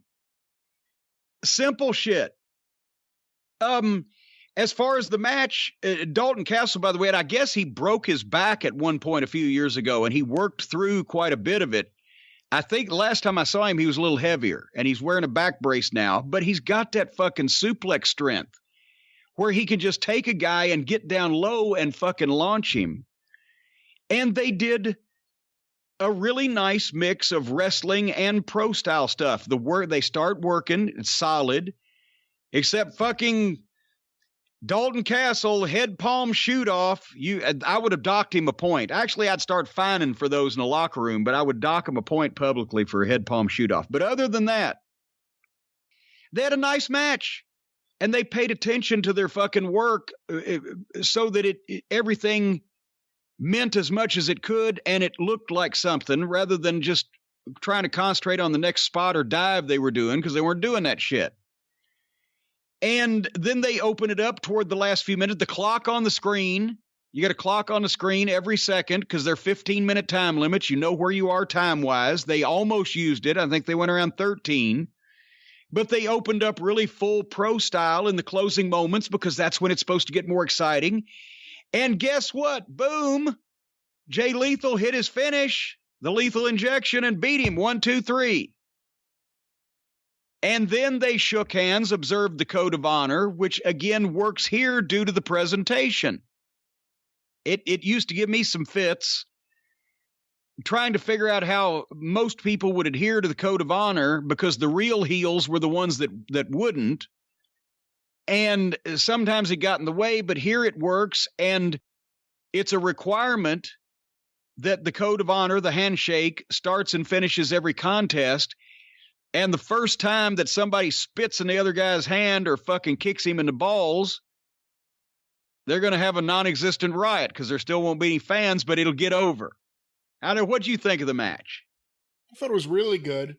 To take a step back, I loved the pre-match packages and sit-down interviews with both guys. It didn't come across, sometimes WWE has done sit-down interviews with guys, and it seems like they're repeating lines they memorized. Yeah. They don't seem genuine. They didn't insult our intelligence at all on this, but they both seemed genuine. They both seemed like they were saying what they believed, talking about their real backgrounds. This whole presentation, from the interviews to the archival footage to the match, was fantastic. The referee did a good job. That Todd Sinclair, I haven't watched Ring of Honor in years. He does not age. He looks exactly the same as I remember him looking 15 years ago. Really good. I gotta say one thing, Todd. Please lose some weight. I'm scared you're going to have a heart attack. Todd is a little portly, but he would get out there and work every match, every Ring of Honor match on a show. Sometimes when he was the only referee, and his face would be as red as a goddamn fire engine. Please, Todd, you're getting older. Go on a diet. I'd hate to see you fucking have a heart attack, but he's a very good referee. But really enjoyed the match, enjoyed there being a time limit, enjoyed the clock on the screen, like the rope breaks meaning something. Liked it. Everything meant something.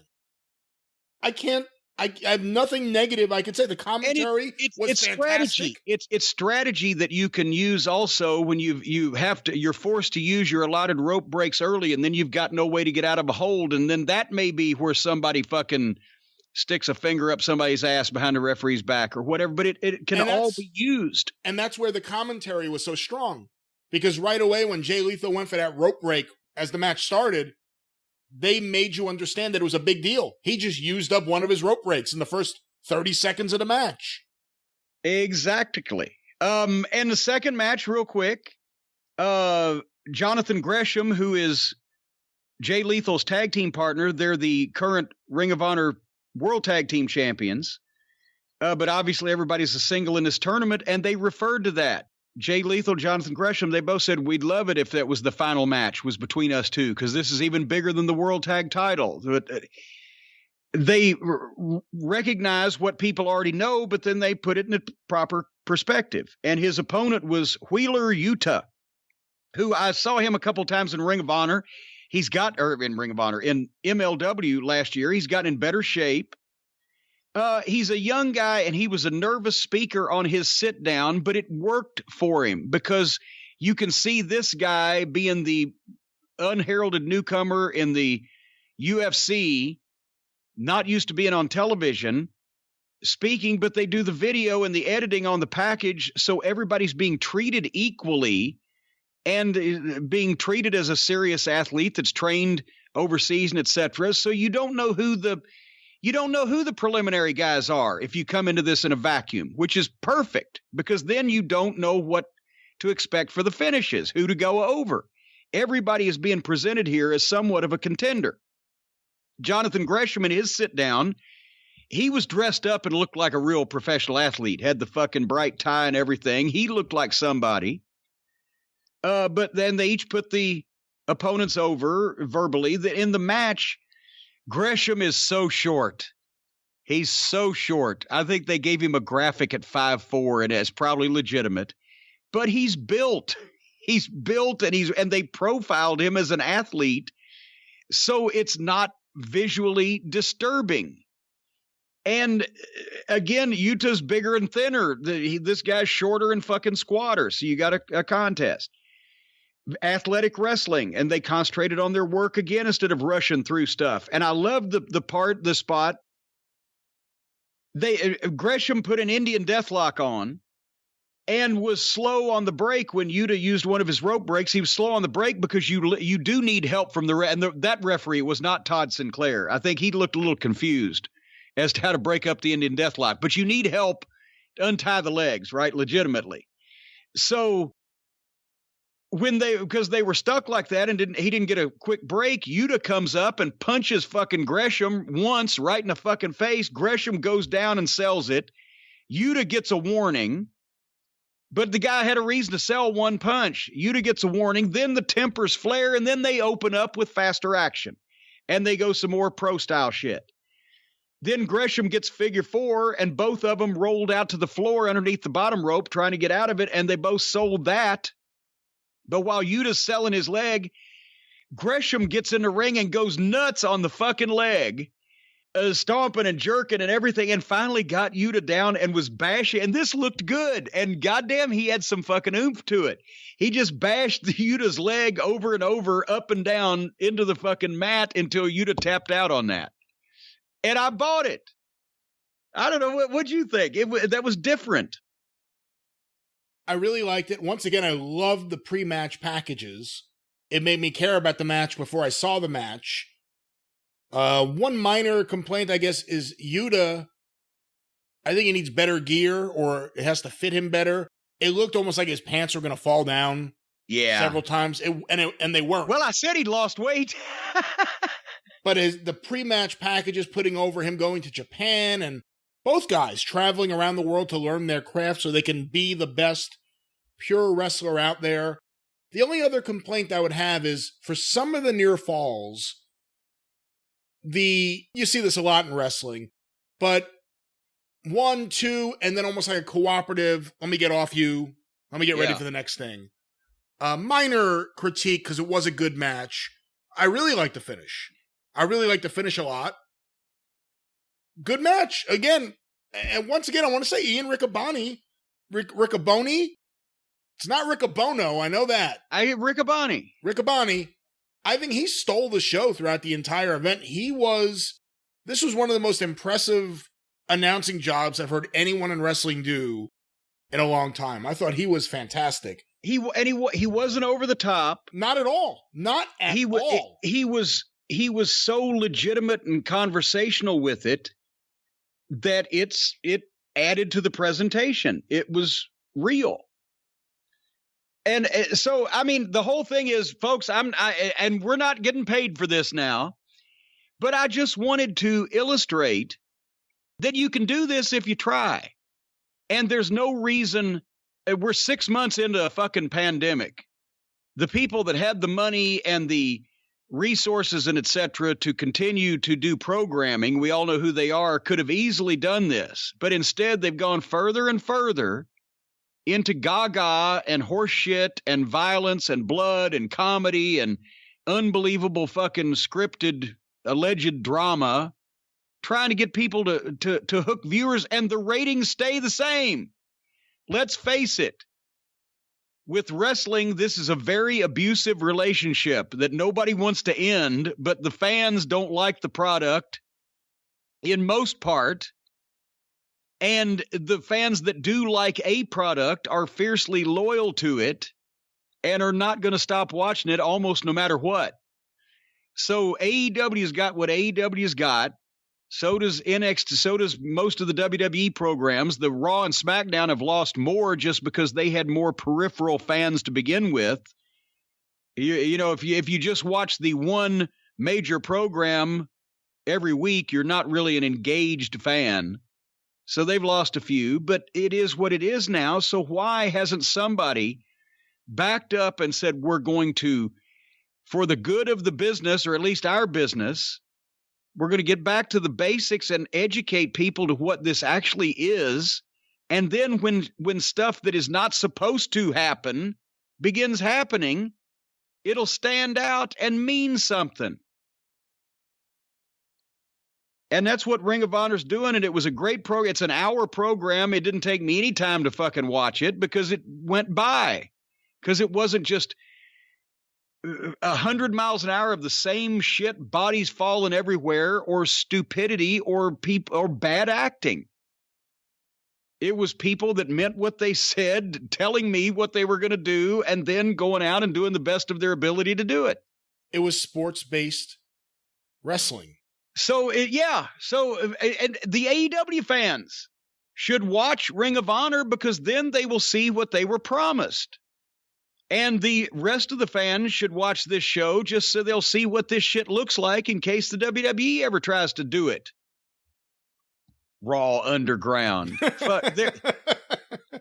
You could show a non-wrestling fan this Ring of Honor program and they would understand, even if they didn't like wrestling, they would understand and not mock you or make fun of you for watching something like this because it's athletic guys in a competition. It's not insulting or stupid. No, like in the 90s, I had friends who didn't like professional wrestling. They would ridicule it. They would mock it.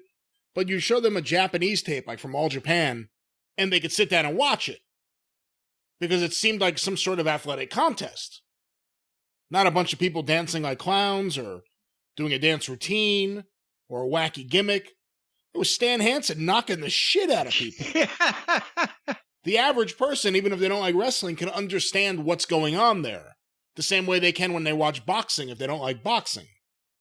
This was really good. Really good job by everyone involved. So just so everybody knows, if you want to see what it could have been and what it should have been, now you've got a blueprint. I'm interested in seeing the next program. You going to watch it? I'm going to follow this as best I can. I watched it on a website. Every commercial break was some commercial for annuities for people over the age of 50. Well, you got the feed from one of the low power stations. Because actually all the programs that I watch on the weekends have commercials for catheters, old folks' homes, long-term care insurance, and reverse mortgages. So, but it's my favorite shows. Fortunately, I'm in need of none of those products. Anyway, what do you got, pal? I don't know. I guess we should bring some negativity into this show. Jim, before I ask you a few questions before our watch along, I sent you an email. Someone had just sent this to me as we were recording. I guess WWE, I don't know when, I don't know if it was today or recently, just announced a brand new product. I'd like to get your thoughts on it. I sent you an email. No description, just a link. I'd like you to click that link and tell me what you think. Hold on here. I've got to... I didn't know we were doing a fucking bit here. All right, hold on. Boom, clicking on the link. WWE Wines? WWE Wines. Wait a minute. The Undertaker 2018 Cabernet Sauvignon. A limited edition 30-barrel series to honor the Phenom's 30-year career. Each Undertaker bottle is marked with an individual bottle number as well as the barrel it came from. So fuck you and the barrel you came in on. Shouldn't this be labeled as embalming fluid? Well, I guess maybe there's like a Mark Calloway branded whiskey for the 3 years they're not counting in the 30-year history of the Undertaker. Oh my God. Ultimate Warrior 2019 Zinfandel.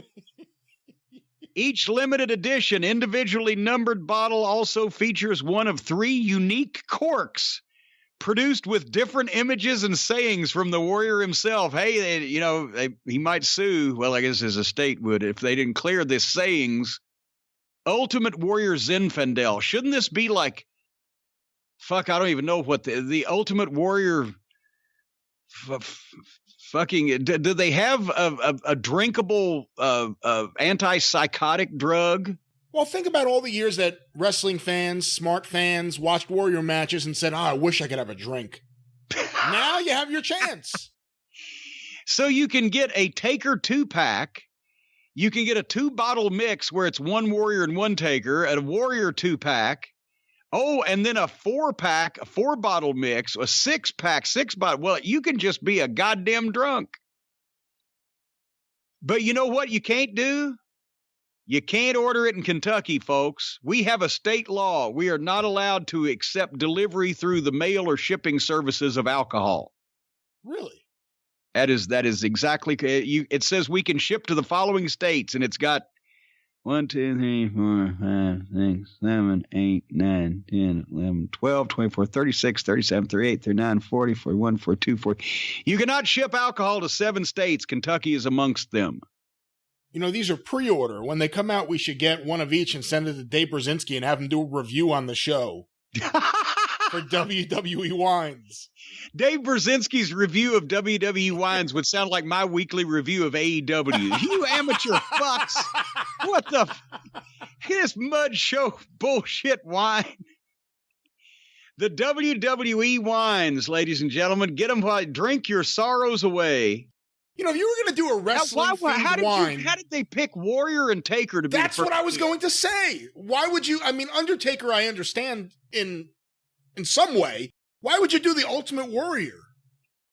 They should have come out with the Ultimate Warrior's Diana Balls 10-pack. The only anabolic steroid that you can drink in a variety of cheerful flavors. I don't fucking know.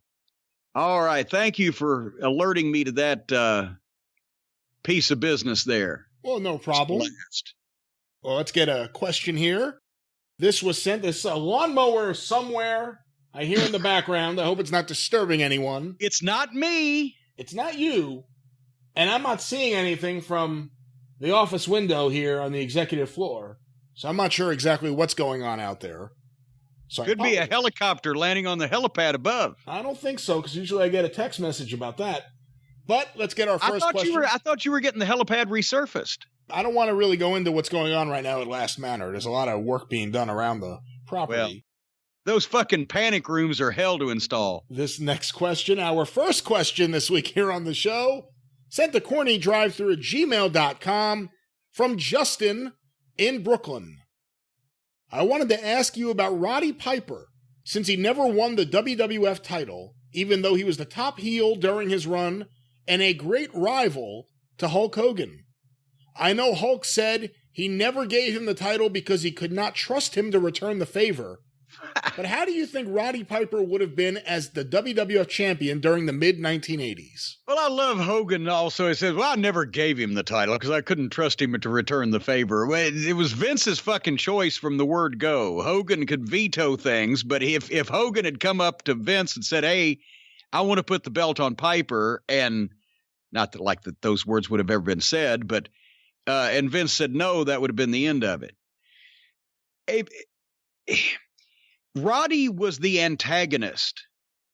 Roddy was the heel. Roddy didn't ever want to do that job because he knew that it would kill his heat, but I don't think he was worried about being the champion or having the belt either. It was better the way they did it. At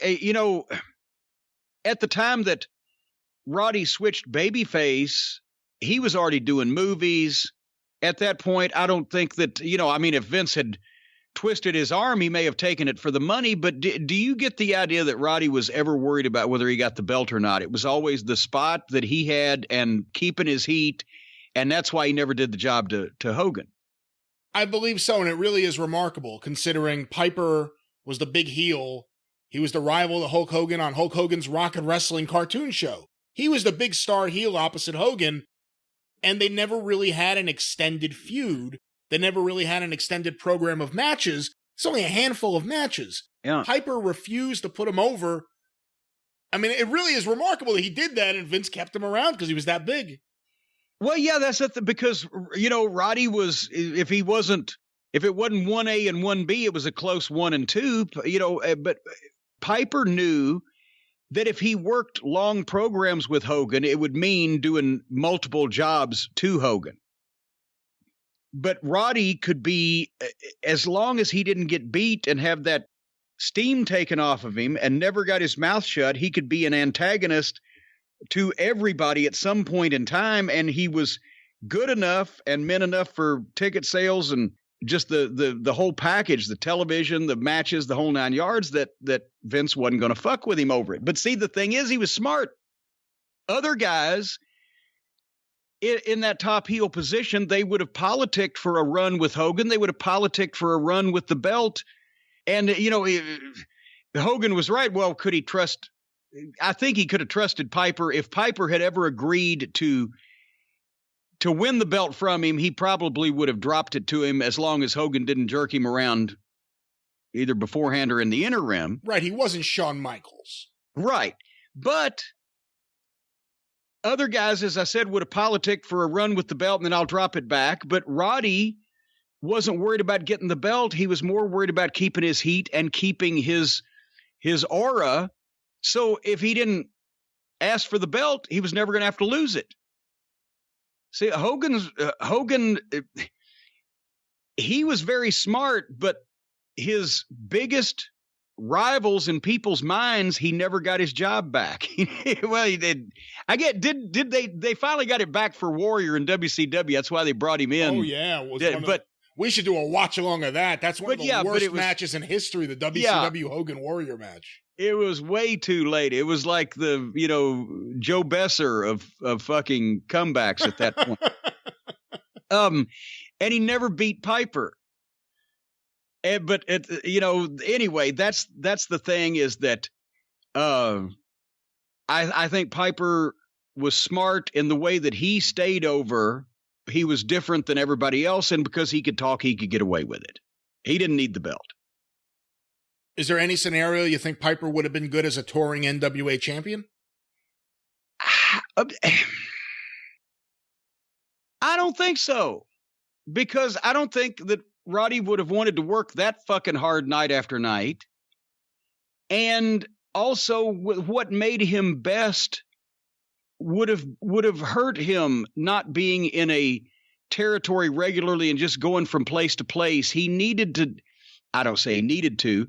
He was a good worker, but he wasn't an old NWA world champion style worker where he'd have a classic match with every local challenger, no matter how good or not. And and get them over stronger even in beating them afterwards. He was a great heel, and he became a really over babyface because of the talent that he had as a heel. But he needed to do those interviews and get heat verbally, and then needed to be exposed in the place where he could get the wins and get the heat in the ring, and people were familiar with his idiosyncrasies and etc. He was one of those guys. He could have worked, and did actually in a couple of occasions, multiple territories on top at the same time. He was top in the top talent in the Carolinas and doing the Atlanta TV in Georgia. But just to come in and out, he wasn't that kind of guy, and it wouldn't have been his strengths. And plus, like I said, at one point there, we talked about the word in the business that I got at the time was that he had got mad and he and Ole had a blow up, and he fucking left and went to Pensacola because then he could fucking stay home or on the beach till 5:30 every day and do his fucking coke when he wanted to. I don't think he wanted to fucking have Flair's schedule and be in a different state every night of the goddamn month and never have a day off. While Roddy Piper never got the world championship, he could have had a painting made of him with the belt if he ever felt like he deserved to have it. Wonderful segue, oh great Brian Last. And actually, I do have an email from one of the Cult of Cornette listeners about that fine company, Paint Your Life, which is from David, who says, "Hi, Jim and Brian. I just wanted to say thank you for bringing Paint Your Life to my attention. My fiance's mom passed away when she was only 16, so she wasn't able to see her granddaughter, who is about to turn 2.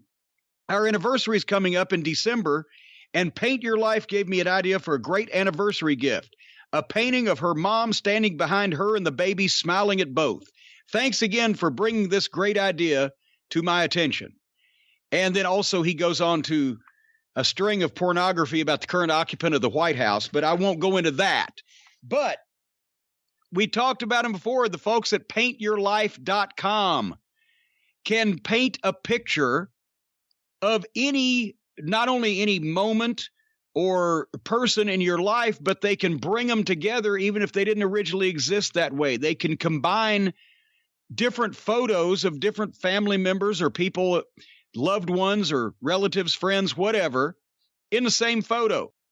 The deal is you work with a team of world-class artists and you get all the details down, and then you order the custom-made hand-painted portrait, which that process takes less than 5 minutes, and you get it in about 3 weeks, and you can send them any picture, whether a picture of yourself, your kids, family, special place, a pet.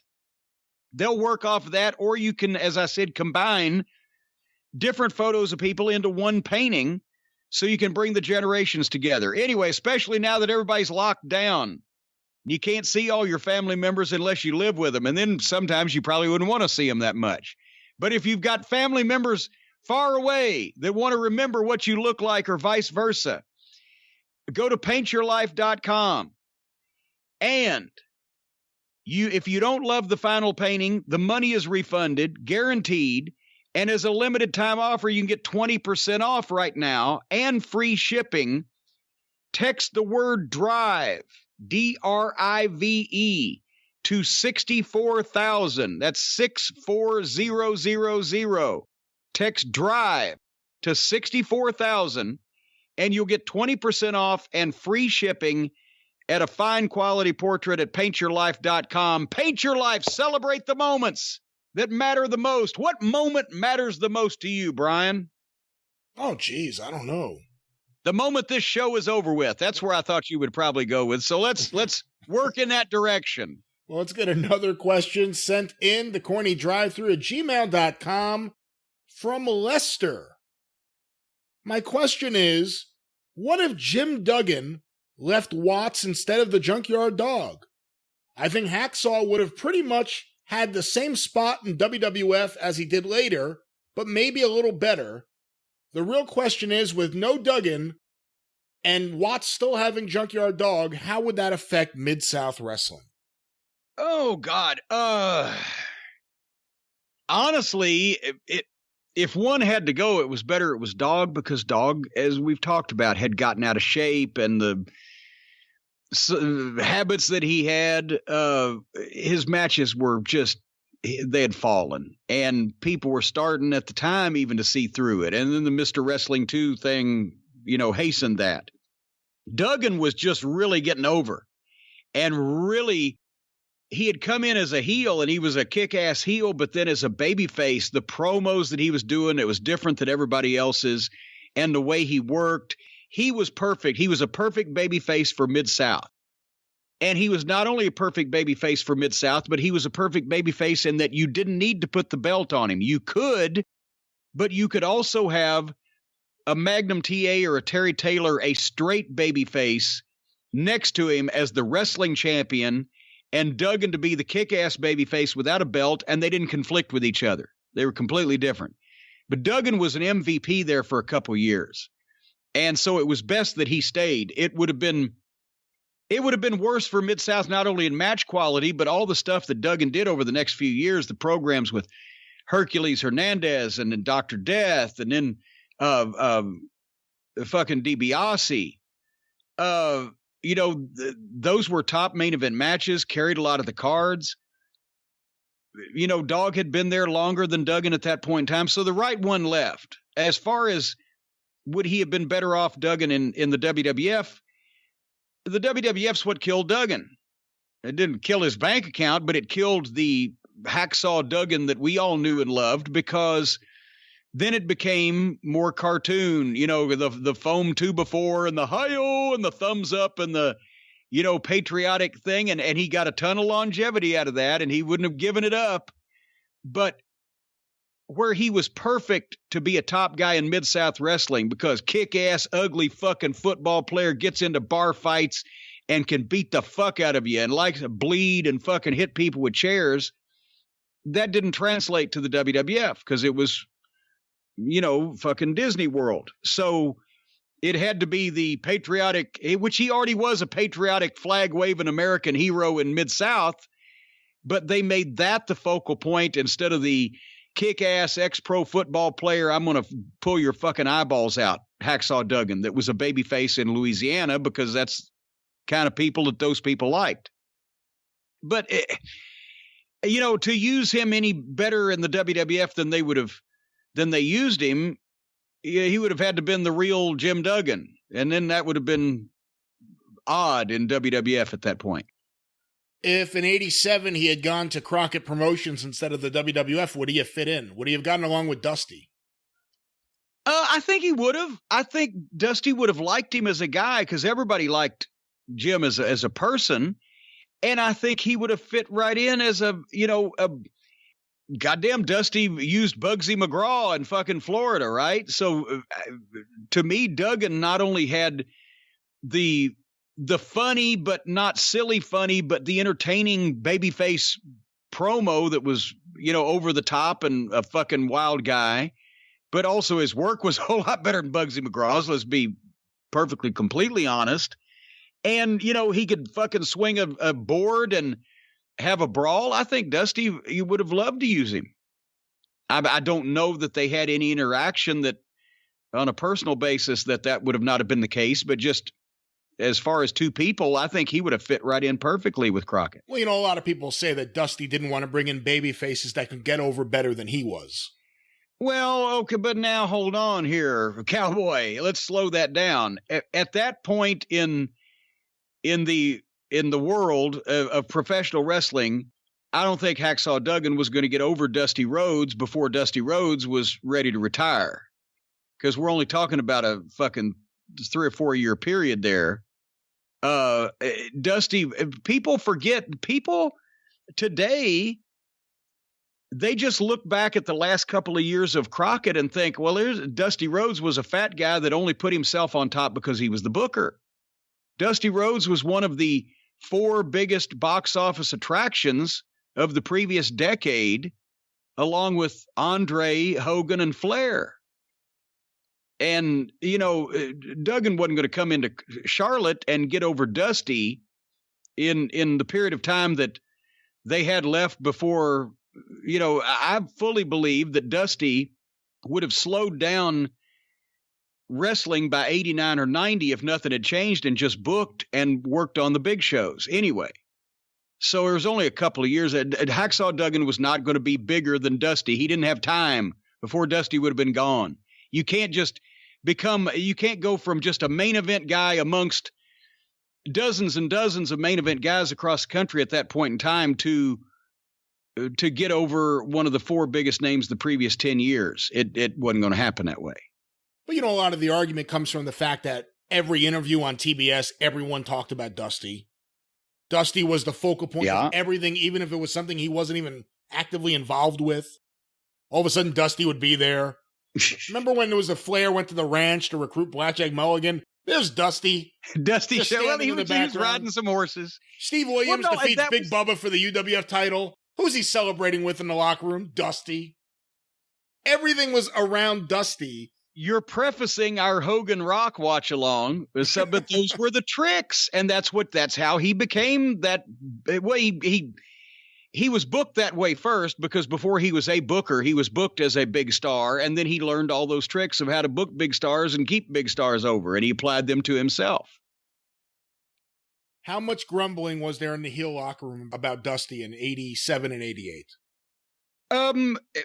Mostly from the Horsemen. Including Flair, right?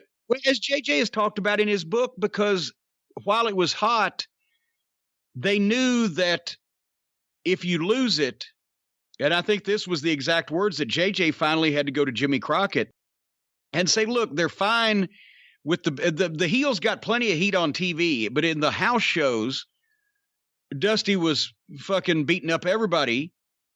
And the Horsemen went to JJ, and JJ went to Crockett because JJ was in the unique position. He was the manager of the Four Horsemen. He was a longtime friend of Dusty's and his assistant Booker. And also he had a relationship with Jim Crockett going back to Crockett Sr. First time that JJ worked in the territory, Crockett Sr. had financed him a plane ticket to Canada when he got a chance to fucking get a good spot for the first time as a wrestler back in those days. So JJ was in the middle of everything. So he goes to Crockett and he says, the thing is the guys are afraid, as you know, this thing is hot right now, but if we lose it, we might not be able to get it back. And so then Crockett would go to Dusty and say, have Dusty over for dinner and say, well, I think we ought to keep some more heat on the heels. Or then if Dusty had an issue, then Crockett would have Flair over to his house and say, well, he'd kind of balance them all out. But nobody grumbled in the locker room about being there. They only grumbled about some of Dusty's decisions. They were still in a company that was making more money than any wrestling company but Vince had ever made before in wrestling, and actually more money than Vince had ever made until 2 years previous or 3 years previous to that. So they didn't want to quit. Everybody grumbled or rolled their eyes at least. We didn't often grumble, me and the Midnight Express, because they used us so well.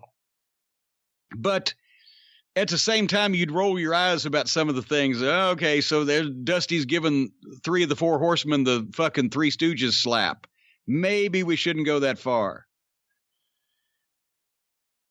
But a lot of baby faces grumbled and would say, well, they don't want to bring so-and-so into the territory because he might get over so-and-so, Lawler in Memphis or Dusty in the Carolinas or whoever. And most of the vast majority of those people, if they were booked to their best ability, wouldn't have gotten over those iconic names in those territories, which is the reason why that those people either owned part of it, booked it, or were fucking promised for life that they were the main event guy because you couldn't replace them. But what's the story? Wasn't it you guys in the Rock and Roll did some big houses and all of a sudden Dusty saw that and made sure he was on the next show with you guys? Well, that was true. See? And actually, I didn't hear this, but the quote from the babyface locker room, apparently, we did the deal where the Road Warriors, Flair and Dusty, and somebody else were in Toronto on a Sunday afternoon for one of the big shows that Angelo Mosca was promoting. And meanwhile, they ran Charlotte that afternoon with the first match between the Midnight Express and the Rock and Roll Express on top. And then the show that night in the Omni, everybody was together. They flew back from the afternoon show in Ontario. So at that point, that's what the Rock and Roll said was when Dusty landed and got to the building and heard that we had sold out Charlotte for the first time since Ric Flair and Blackjack Mulligan 8 years earlier, legitimate all the way sellout for wrestling at Charlotte Coliseum. He supposedly said nobody sells out Charlotte without the Dream. And the next show, Rock and Roll Midnight Return match, was second from the top, and Dusty versus Flair was on top. Well, we sold out again, so it was okay. Well, one last thing, since we were talking about Dusty and his booking. The Dusty finish. And I know it's the Eddie Graham finish, but it's called the Dusty finish because Dusty overused it. He did it time and time again, to the point where it was now hurting the company. When did you first hear that term, the Dusty finish? In the Wrestling Observer. Because the guys didn't name shit like that. The guys didn't come up with work rate. The guys didn't come up with Dusty finish. The guys didn't come up with a lot of this terminology. It came from the newsletters. And the Dusty finish is quite simply some variation of the first referee being knocked goofy, thrown out of the ring, whatever, incapacitated. And then the baby faces doing some Hail Mary thing. And a second referee slides in and counts the 1, 2, 3 for the baby faces to win. But then when the people are jumping up and down, the first referee comes back to, gets back up, and says, no, no, no, and he disqualifies the fucking heels for whatever they did previously, so the title doesn't change. It's in a championship match. The title doesn't change hands. And when Eddie Graham, I don't even know if he fucking invented it. It may have been an old Dory Funk Sr. fucking thing, because we know now that Eddie Graham learned a lot from Dory Funk Sr. But regardless, when it was done in Florida, it drew nothing but money because it had never been seen there before, and they didn't do it constantly. So it could actually happen. It's only when the thing that the fluke occurrence, whether it's in baseball or basketball or mixed martial arts or whatever, the fluke occurrence that changes a sure victory to a defeat or vice versa that could never happen in a million years, but it did, that works. But when it couldn't happen in a million years, but it happens again 3 months later, it doesn't work anymore. And that's the one thing with Dusty.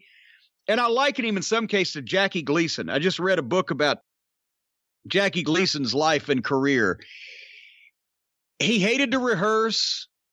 He wanted to go out and be Jackie Gleason, do the thing, just basic. And that's what Dusty just went out. And a lot of times he didn't care about the details. That's what JJ was there for. So one time we were going to do the Dusty finish in Greensboro. It may have been with the Road Warriors, or maybe it was with the Fantastics. But I went up to him after we got the finish, and I said, Dusty, just so you know, because I kept track of everything, right? I said, we did that finish here a couple months ago with either the Road Warriors or the Fantastic or the other team, right? That's okay, kid. Is with different people. They won't notice. But they noticed. So when you did that fluke finish too much, then it ran people off, and it became the Dusty finish in the newsletters. And it's sort of similar when you have too many run-ins. You could learn this when I first got in the business. A lazy booker relied a lot on run-ins. Instead of just having a finish and doing an angle with the people in the ring, somebody has to run in and either cause the fuck, or somebody has to run in and get heat afterwards, or something, whatever, to the point where, especially if the referee would get knocked down, but even if he didn't, when the match was getting out of hand, the people, instead of watching what was going on in the ring, in the arenas, would turn to the back and watch to see who was going to run out. That's when you know you've done too many run-ins. And that's when the smart bookers or the smart promoters would eliminate the fucking run-ins. Jerry Jarrett did something similar at one point in Memphis, where he instituted a manager's chair rule. In the old days, the manager, like a corner man, would sit in the fucking corner in a chair and manage the team. And of course, then the manager would still get up and interfere or whatever. But then, and honestly, I like this, as it got a lot of heat. I still, when I got into business, you still had a chair for the manager at ringside. So when I started in the business, I started sitting in a chair in Memphis. But by the time we went to Louisiana, I'd given that up because I started pacing, because we had so many people coming over the rail. I didn't want to be sitting. I wanted to be standing, and I wanted to be pacing because I was keeping an eye on everybody. But the point I was going to make is, at one point, there was so much manager interference that the fans were getting disgusted with it in Memphis. And Jerry Jarrett instituted a chair rule that if the manager was caught out of the chair, standing up, or having moved out of the chair at ringside, his man was automatically disqualified. And people would think, well, that sounded fucking shitty and kind of boring. Well, it was. You could work some things where the babyface would entice the fucking manager out of his chair or chase him out or whatever, and you do some fluke things or whatever. But Jerry Jarrett didn't mean for the managers to be bound to their chair forevermore. Jerry Jarrett just knew that if his promotion was the heels and looked like that they were incompetent and not trying to do anything about the rules that were being broken, that the fans would get disgusted with it. And instead of being mad at the heels, they'd be mad at the promotion, and they wouldn't buy any more tickets. They just wouldn't come. So for 5 or 6 months, that manager chair rule was in effect, and they eliminated a lot of manager interference, so that finally, and then they stopped referring to the rule after a while. I remember this is a weekly territory and a live event locally in town every week. And then later on, when the people had not been so sick of manager interference, they figured out ways to start making it slowly. They'd feed it back in. It's just meant to address a problem that you have when people are getting tired of something that you're doing because you're doing it too much. You stop doing that thing, you give a reason why, and you get people used to not seeing it. And then slowly I turn, step by step, inch by inch, I creep back up on it. And then it's new or it's fresh again. Does that make sense? Yeah, makes sense. Should we start charging people in the business for this fucking program? They're pretty cheap. I don't know how much money we're going to get from them. They sign a lot of off-brand talent. That's true. Seems like they could spend some money for some good quality fucking education. Well, let's get at least one, maybe two more questions before the watch-along. This one was sent to CornyDriveThru@gmail.com from Franz in Detroit. Friends in Detroit? Franz. Well, you say friends and I say Franz. Hey, Jim. I was hoping you could settle an argument I've had with some friends of mine the other night. A debate came up as to how tough Bruce Lee really was. And a question was posed, who would win in a shoot, Bruce Lee or Hulk Hogan? Oh, good God. Personally, I don't think it would be much of a contest. I think that in a street fight, that Hogan, although not known for being one of the toughest wrestlers, would still crush Bruce Lee with ease. Oh, fuck. When I suggested this, my friends looked at me, not only as if I was completely out of my mind, but as if I had insulted their mothers along with the myth of Bruce Lee. And the worst part is, since they knew how much of a wrestling fan I was, they chalked it off as me just sticking up for the fake fighting I watch on TV. Eventually, I had to bow out of the conversation because I was not going to convince them. I was amazed at how big of marks, I don't know how you're going to say that. I was amazed at how big of marks they were for Bruce Lee, someone who I view as an actor more than anything else. What? And they were probably amazed at how big a mark I am for professional wrestling. I'm not knocking Bruce Lee. I know you're a Green Hornet fan, and I can agree. He possessed great strength and agility for someone his size, and his speed was unmatched. But I feel much of his lore is simply that Hollywood folktales used to sell his movies and persona, and I simply cannot see him doing any real damage to a 6'6", 303-pound, 24-inch python, Hulk Hogan. Jim, can you settle this for us once and for all? Yes, go crawling back to your friends and ask for their beg for their forgiveness. No, and come on, and it's not even not even because it's Hulk Hogan, right? Let's just be honest. If it was Bruce Lee and Brock Lesnar, that would be a different story, and both in their prime, right? Because then you're somewhat comparing apples with apples. We're not talking about Bruce Lee, the actor, versus Hulk Hogan, the worked pro wrestler. We're talking about a guy who was probably not only in some of the peak physical condition that a human being can be in, but also was a martial arts instructor that developed his own offshoots and methods and fighting techniques that he was sought after by people in Hollywood and different people around the world as a trainer and tutor. And the way that he got into, he wasn't an actor that studied karate. He was a martial artist that got into acting in television because he had been a child star in Hong Kong. So he had some acting and television movie background, but more importantly, as an adult, it was because of his prowess as a martial artist that he then later on got not just the role as the Green Hornet, but the movies with Raymond Chow, the Kung Fu movie producer in Hong Kong, where he became, he was legitimate. It wasn't like, I mean, those early 70s Kung Fu movies got ridiculous, almost like wrestling now with the trampolines, and the guys would be jumping up and, slicing a guy's head off, grabbing it, fucking pulling the goddamn, throat out and playing Dixie on it by the time he landed in slow motion, all this shit. But Bruce Lee was fairly legitimate. Hulk Hogan is a bodybuilder and weightlifter.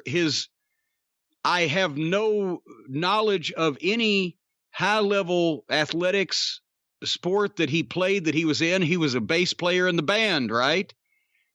He had no legitimate wrestling training, no legitimate fighting training. So it's not even out of the way to say that, yes, Bruce Lee, even at 150 pounds and Hogan at 325, Bruce Lee could have somehow taken him down and tapped him or incapacitated him fairly easily and fairly simply. If it was Brock Lesnar, then when you have two people that are highly trained in legitimate fighting and there's a massive size difference, that's another thing. But I'm not knocking Hogan saying this, but has anybody ever floated the idea that he had any training, and I don't care how big you are, against somebody that really world-class knows what the fuck they're doing? No, it's just not going to happen that way. Am I delusional here, Brian? So are you saying that spending a few months with Hiro Matsuda isn't enough to defeat Bruce Lee? You know what? If spending a few months with Hiro Matsuda was enough to defeat Bruce Lee, I bet you Hiro Matsuda would have tried to beat Bruce Lee. No, ain't going to work. Sorry, folks. It kind of goes the opposite way now. For so many years, everyone thought Bruce Lee was the ultimate kick-ass guy out there. And now, since, UFC and everything else, it's kind of gone the other way, where people are like, well, he was just a movie star. He didn't know how to fight. He didn't know what he was doing. Yeah. He's a small guy. And actually, as people get smarter about fighting, they get stupider about Bruce Lee. When he couldn't get a job in entertainment on television or movies, and he made his living more by training martial arts, and his students went on to be quite well thought of as well in that era. As far as there was no MMA per se, but as far as the martial arts world. And and it wasn't Jackie Chan funny stuff either. I bet Jackie Chan could probably kick the shit out of Hulk Hogan if both were in their fucking prime at the same time. But it wasn't the Jackie Chan funny stuff either. It was legitimate shit. So no, Bruce Lee was not going to go and win the goddamn Olympics, but he could kick the shit out of in wrestling or whatever. But he could kick the shit out of Hulk Hogan, whether it be, well, pretty much any kind of contest.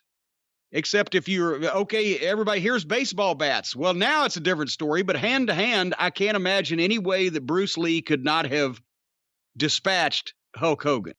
Well, Vince would have never booked it because of the size difference. Who do you think would win, Hulk Hogan versus Bolo? Well, wait, he booked Floyd Mayweather against Big Show, didn't he? Oh, that's true. That is true. So, and guess who he booked to go over in a boxing match?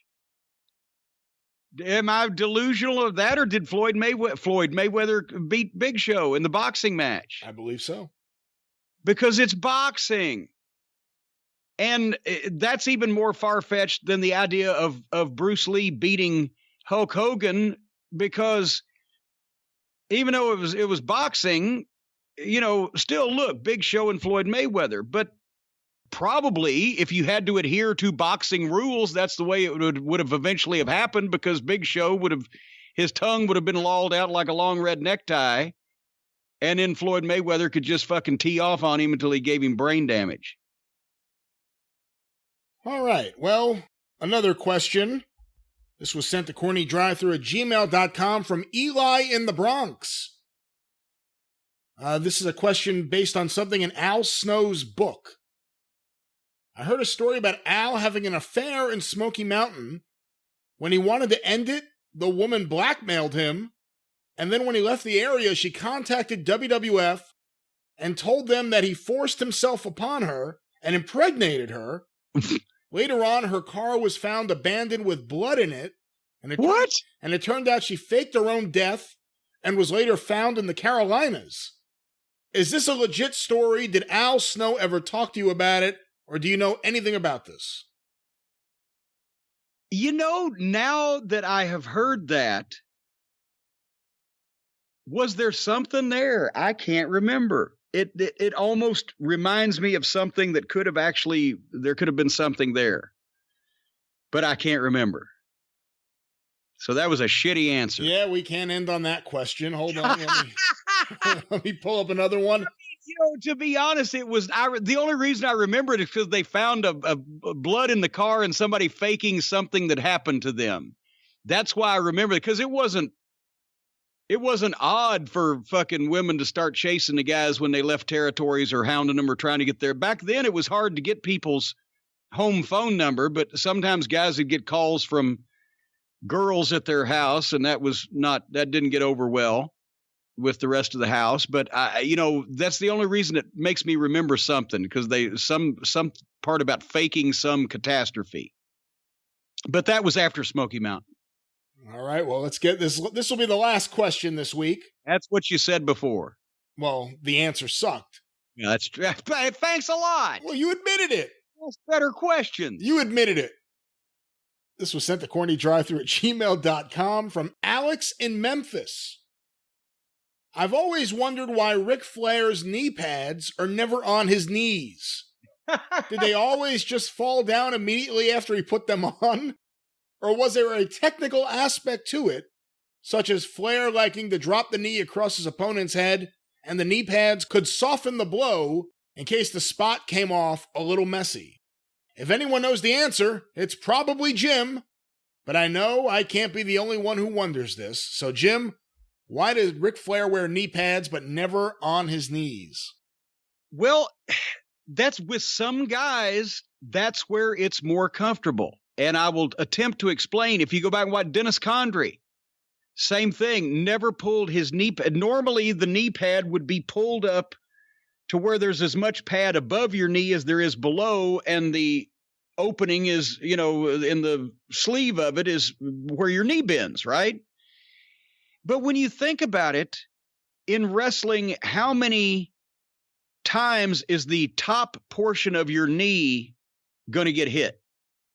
When you drop a knee, when you drop to your knees on the mat, it's your lower legs. It's the kneecap down, not the kneecap up, that's taking all that punishment. And Dennis especially, he had such a flat way of dropping. When he dropped a knee, the knee that hit the guy was not coming down with as much force as the knee that was hitting the mat to make the noise and cause him to come to an abrupt stop and make it look like he dropped that knee on that guy. Bob Eaton, same thing.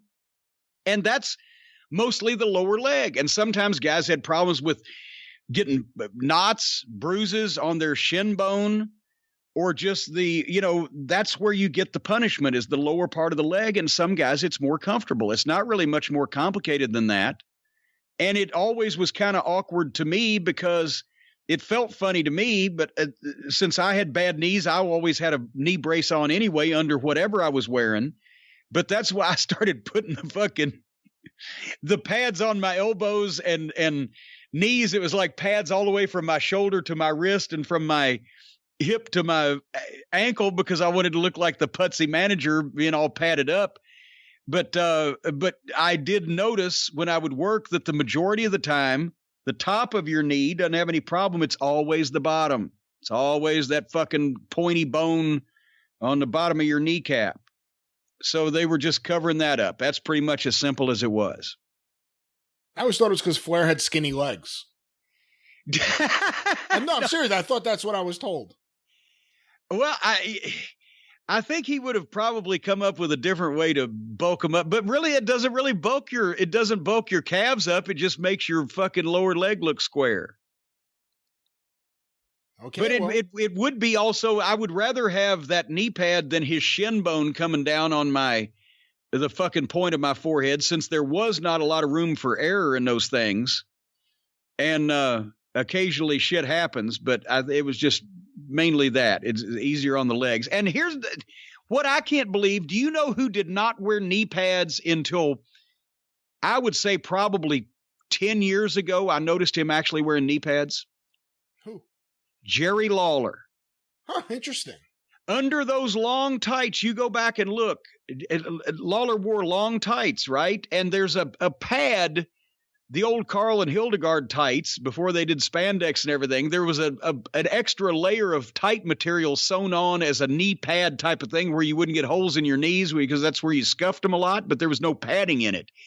On those Memphis rings, those horrible Tennessee rings, that they had give, but the padding was just indoor-outdoor carpeting, and there was rough spots and holes in them. He'd do those fist drops off the top rope. 30 fucking some years, never wore knee pads, never has had a knee surgery, never had a knee issue. And finally, when he got to be like 60, because I sat down several years ago, not that long ago in the overall scheme of things. I sat down with him in front of him one time. I was talking to him. I saw him putting knee pads on. I said, "When'd you start wearing those?" He said, "Well, I gave in." Like, he's 60, time to put the knee pads on now. I don't know how the fuck he's done it. Not only the bumps that he took when he was younger in the 70s and early 80s especially. The thing with LeDuc severed his leg muscle because he missed the table by a foot. And, he's had a couple of other dings, but never a major surgery from all those ridiculous bumps, 40 rows of bleachers down from the fucking top of the building, off the edges of stages, all that shit, and didn't even wear knee pads for 30 fucking years. No surgeries. No, he's the Teflon king. It's freaky. Every now and then, Lawler wore long trunks. Every now and then when you see a wrestler in regular trunks without knee pads, it just seems awkward. Well, and also every time I ever did anything without knee pads, even just managing, I'd get up in the ring and hurt myself, I would end up black and blue if I didn't have a fucking knee pad on. I don't know how guys do it and go in there and actually work and not just fucking destroy their knees. Well, Jim, we've exhausted our time for the question portion of the drive-thru, which... You've exhausted me with the question portion of the drive-thru. It's really all the drive-thru is supposed to be, but we have another special treat this week, a watch-along that was demanded by so many of the listeners after we talked about the match and you revealed that you never have watched a match before. Hulk Hogan versus The Rock, WrestleMania 18, March 17th, 2002. And let me just jump in here real quick. And I also revealed me and Stace were at the Sky Dome, but they put us up in the press boxes with the family and everything, because I was up there for the developmental meetings. And we didn't want to sit in a giant fucking stadium and watch wrestling from a press box and be nice around the family. So we went back to the hotel early to get room service. And And this was at a time when, to be honest, if I was watching wrestling, it was OVW. I was doing the OVW television show once a week, going to at least 2 spot shows a week, booking, selling sponsorships, running whatever the fuck I was. If Danny wasn't running it, I was running it. So I didn't watch most of the WWE at that time unless it was one of our boys that I was going to hopefully see that they didn't ruin. So anyway, having been suitably chastened, I did also do what you said, and I watched the match with the fucking sound up first, because it is an amazing spectacle with the sound up. Just to preface this, since I wasn't in on the creative or the build or whatever, there's no personal observations, but personal observations about the timing and the momentous occasion, the nature of it, the match.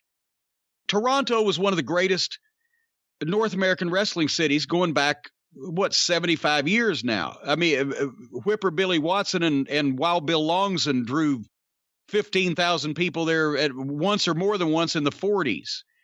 As a matter of fact, anytime Bret Hart started the Canadian hero thing and Canada's greatest, the greatest wrestler ever from Canada, the first thing the old timers would say is, "What about Whipper Billy Watson?" Because he was huge in the 40s and 50s and 60s in the wrestling business. And Toronto, through the Tunney years, the Tunney family were the promoters, but during the time that they were booking talent from Detroit with the Sheik, everybody knows the Sheik had a record in Detroit for 7 years undefeated, which is what eventually killed the Sheik's deal in Detroit. He kept it going too long, but during that time, they were running every 2 weeks. And did the Sheik for 7 years draw less than 10,000 people to a show in Toronto? I believe that was the record also. Then in the 80s, Toronto was one of the major parts of Vince's expansion. Oh, and I skipped over the Carolina years when the Tunneys made the deal with the Crockett's.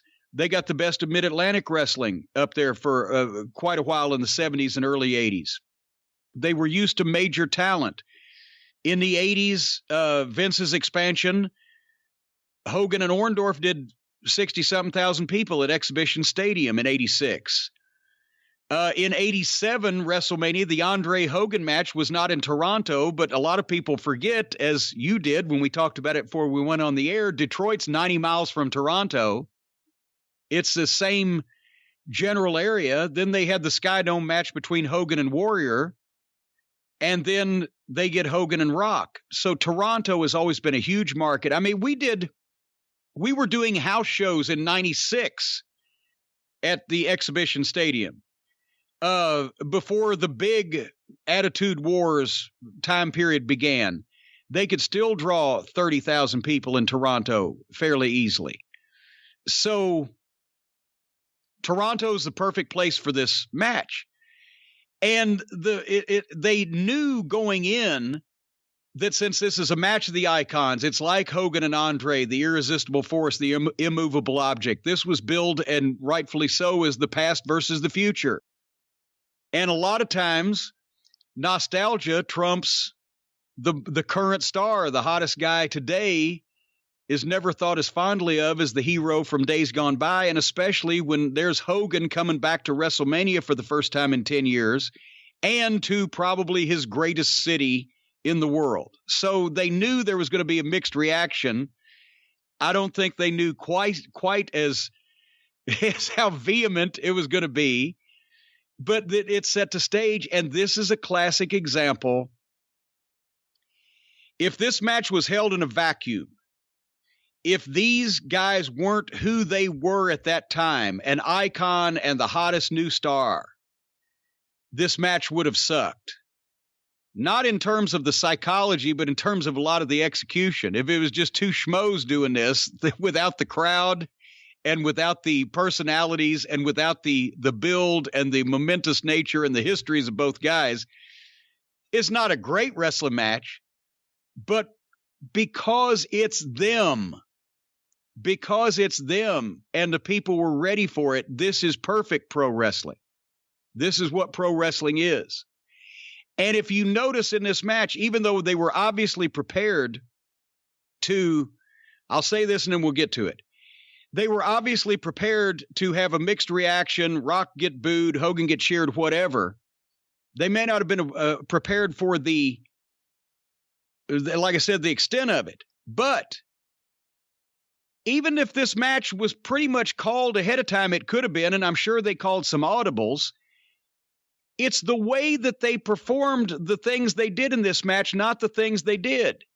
Everything that Hogan and Rock, even though Rock was supposed to be the babyface and Hogan was supposed to be the NWO heel, everything in the match worked for that, but also because they were doing what these guys would have done if this was real.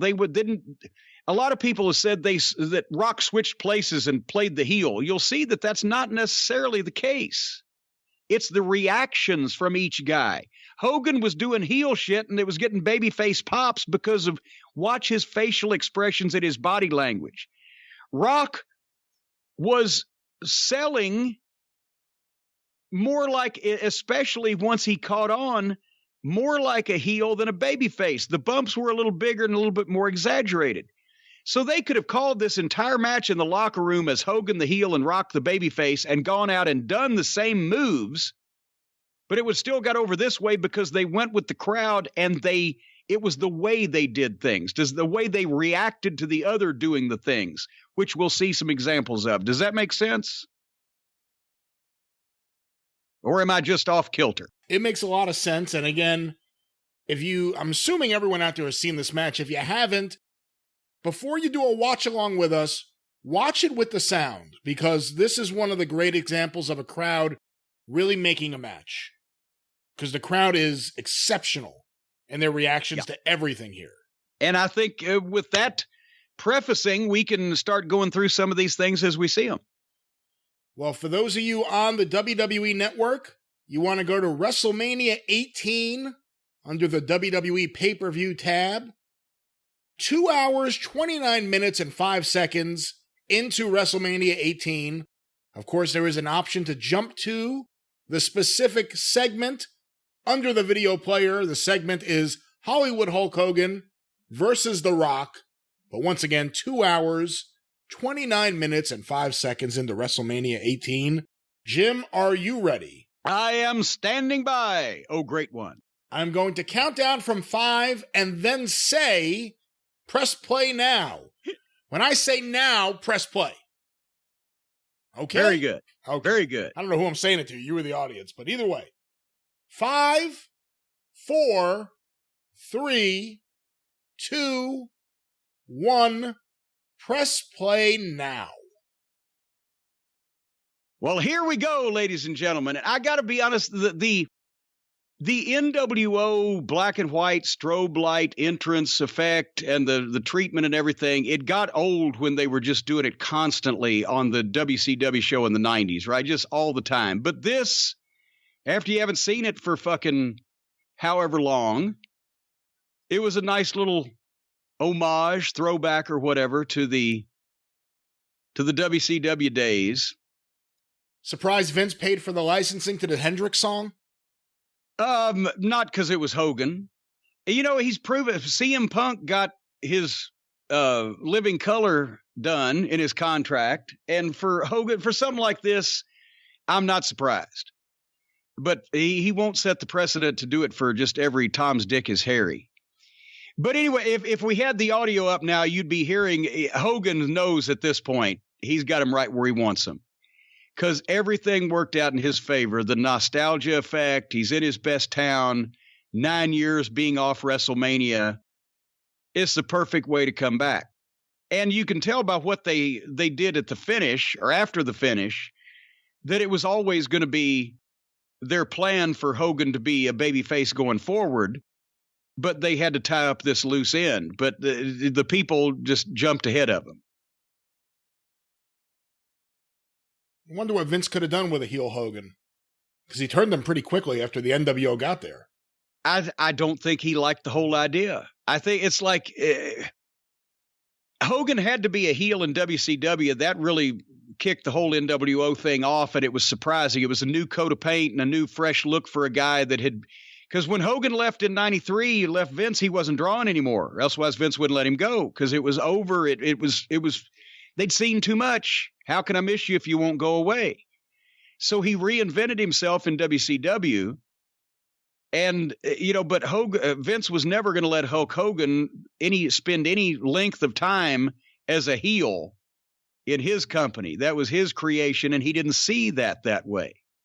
And he was right, because once he comes back to the same place, nostalgia kicks in, and they want to see him again. But then they were smart. They didn't have to see him every fucking week. And there he is selling the crowd reaction right away. Yeah. Well, you can tell they both get it, and they both see what's going on. And then when Rock comes out, instead of a mixed reaction at first, it's entirely boos. It's just cacophonic.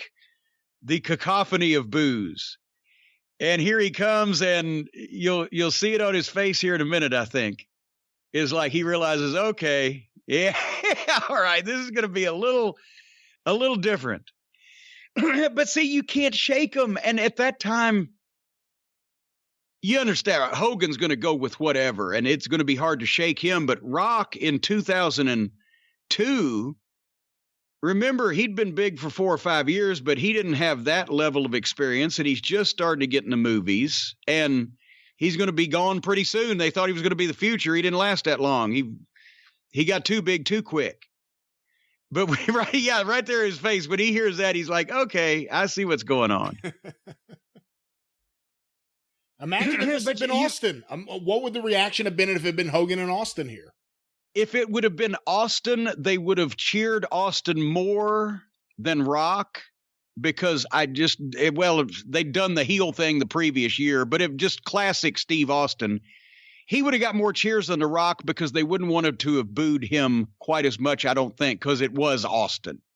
But I think, honestly, this match probably would have been better than Hogan and Austin. Because I think Rock knows in the back of his mind also, he's got Hollywood, no pun intended with the fucking do-rag. He's got Hollywood already calling. Austin would have probably wanted to have continued on had he been able to, healthy. So, and look, now they're looking around and they're milking it. Anyway, I think this is a better match because of the participants than Hogan and Austin would have been, because they would have been more concerned about how they were coming out at the other side, each of them. And now watch this. You can tell that they didn't intend, at least to be this long. They might have said, yeah, we'll do the eye to eye, brother. But they're just taking their time. And both of them know that because of the camera work, that's where Vince's crew excels. They're going to get these facials. You see that Hogan sign there? That was the same one at WrestleMania 6 in the Sky Dome. Yeah. And now you can just, they know that they've got them. They know, both these guys know right now that regardless of what they do, they've got them, and they're going to enjoy this. I mean, the Hogan and Rock are going to enjoy this because they know you can almost see goosebumps. They've got them, and that's why they milked that. And that's why they said, we're not going to rush this thing. They were probably whispering to Hogan was probably saying, milk it, brother. And watch this simple thing at the start. Hogan's the bigger guy, right? He's bigger. He's a little stronger, but you wouldn't expect the babyface to get pushed ass over tea kettle like that. And that facial expression. See, they could have called that in the back. Hogan's stronger, so he's going to shove you off, Rock. But it didn't say, Rock, take a bump ass over tea kettle and come up with that shocked look. That's what he did because of the people. And now Hogan doing Rock's just bring it thing. They could do these same moves, holds, maneuvers, whatever the instances, things they're going to do. They could do these things, but it's the way that they react to each other doing them and sell them, and the facial expressions and the body language that determines who the crowd gets behind in any match. So when they've already got these people hooked like this, boom, and the place goes crazy. Because when did Rock take bumps like that for heels? When he was a babyface? Never. Yeah. But he knows now. So they're doing the heel versus babyface match that they've got planned, but they're switching roles in reaction and in execution, and it still works because there's nothing here, as you'll see, that The Rock or Hulk Hogan do that's unnatural for them to do, and the people go, what the fuck? It's the little things that you didn't notice until I just asked you, right? Well, I noticed that Rock was selling that more like he would as a heel than as a babyface. Well, yeah, but it wouldn't stand. And look at that, the gut shot, boom, and look at him selling there now. It wouldn't stand out, is what I'm saying. You wouldn't just go, well, look at that. And especially the people in the Sky Dome now. But look at that. Just Hogan is the Hogan that they want to see right at this point. And boom, and the close, and look at the flippy floppy. But he's not begging. The Rock is not begging, don't do this to me, like a full-fledged heel would, because The Rock wouldn't beg. And then here we go with the duck and boom. And the people are bullshit. The people are booing and fucking now. Rock, he does the bring it all the time, but not with that in. And now look at Hogan stumbling over and oh my gosh. And now Hogan's got the bullshit look like, holy crap. Now Hogan is like this young kid, this arrogant, brash, obnoxious kid may indeed have my number. I got to fucking cinch up here. They're playing with the people's emotions and they're doing very little of anything. In case you haven't noticed. It's tearing the house down. And look at Mike Chioda. Boy, he was thinner back then than he is the last time I saw him. And I give Hogan credit for that. He was going to try it, but he couldn't get over it. But with his back, even at that point, right? At this point, WWE getting along with the magazines. That's why you see so many photographers at ringside.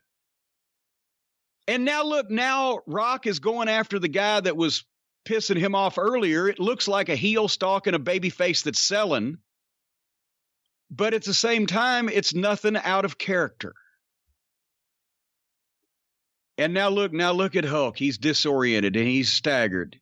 He looks like Ricky Morton now, because now it's The Rock's turn to show what he can do. And boom. And I always say, oh, this always sucks when there's no clearly defined baby face or heel. Well, there couldn't be a more clearly defined baby face or heel in this thing right now, according to the people. Even if it's not the ones that they originally intended, but they're not doing anything that doesn't make sense for each of them and for this as a whole.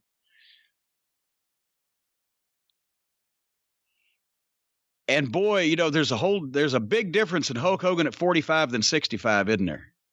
Oh yeah, he's still in great shape here. I mean, you could tell his back is hurting him, but he's in great shape. And the old elbows that he used to do in Japan, and then the boom, and that's a heel move. But he does it like the babyface giving the heel back what he deserves after doing something to him. That's the attitude at the same time. Nobody's grabbing anybody's dick and twisting here. They're not that fucking heelish. Now, boom, this one, I believe coming up next, as I watched this a little while ago, there's a little flub here coming up, but they cover it. I think this is the one going into the corner, boom, and Rock should have come out and speared him, but he didn't. So Hogan says, okay, I'll get nasty. He's covering up something because you're going to see they're going to go to this a different way here in a second. This was what was supposed to happen out of the corner. Boom. See? But nobody knows that. And look at those punches and look at Hogan. He was nowhere near him. He was punching his neck. He was punching his neck. We got to call it. We call the other guys, and there was a up and over swing. But the thing is, it's like Steve Austin stomping a mud hole in somebody his foot doesn't touch. They're so over the people don't see it. Two schlubs can't get away with this shit. And now, technically, you know, this is the part where Hogan's getting a little fucking steam on fucking Rock as a heel, but the people but it still works either way. It's that fucking loosey-goosey abdominal stretch. It's not even really a fucking hold, but they're not noticing. I mean, look at Rock's face. Rock's selling it perfectly, even though it looks like shit. And a little roll up there just for Hogan to show that he can still do these things.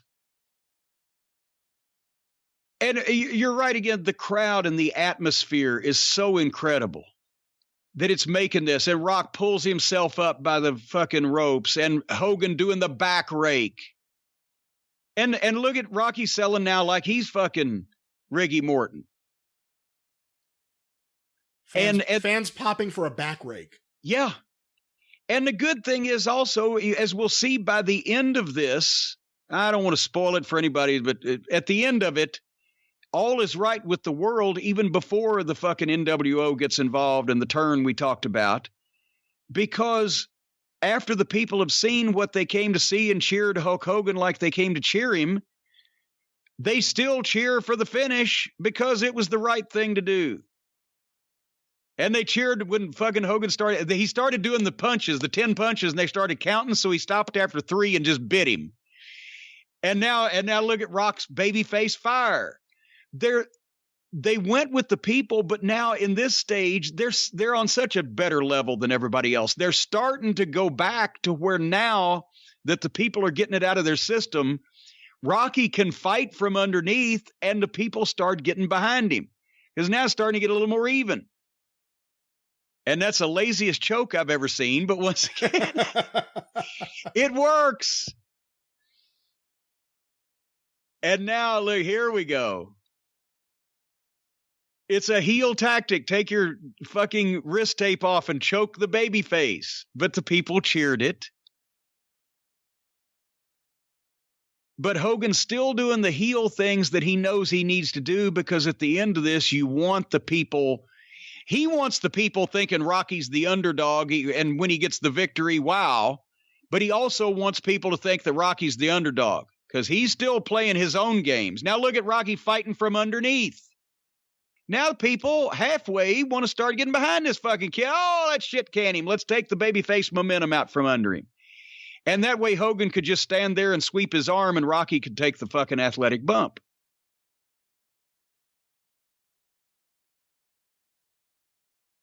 And over a period of time, when the people are going to get behind Rocky to some extent because he's the underdog now, but also Hogan wanted that for the match, but also Hogan always wanted to, and you'll see something key later on. Hogan still wants to keep his status of I'm the big star, this is the new star. So he's doing that for himself in this match while he's doing the shit for Rock at the same time.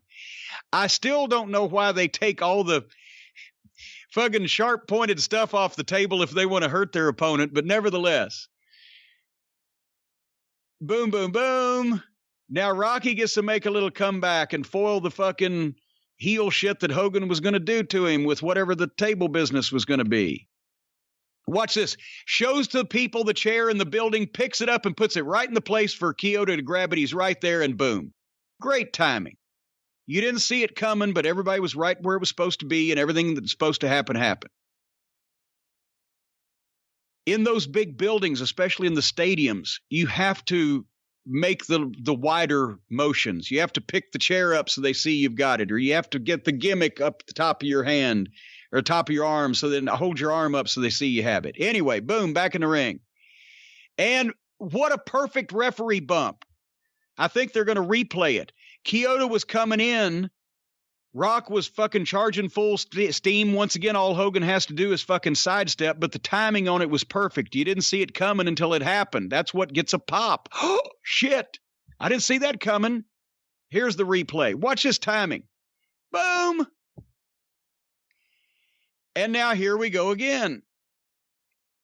There's no referee. Something's going to happen, the people think. But what? Both guys down. Hulk checking his hairdo. And as Hogan gets to it, look at the people start coming up just because Hogan's getting to his feet first. And a nice trip so as not to hurt the gentleman. And now Bret Hart's move in Toronto.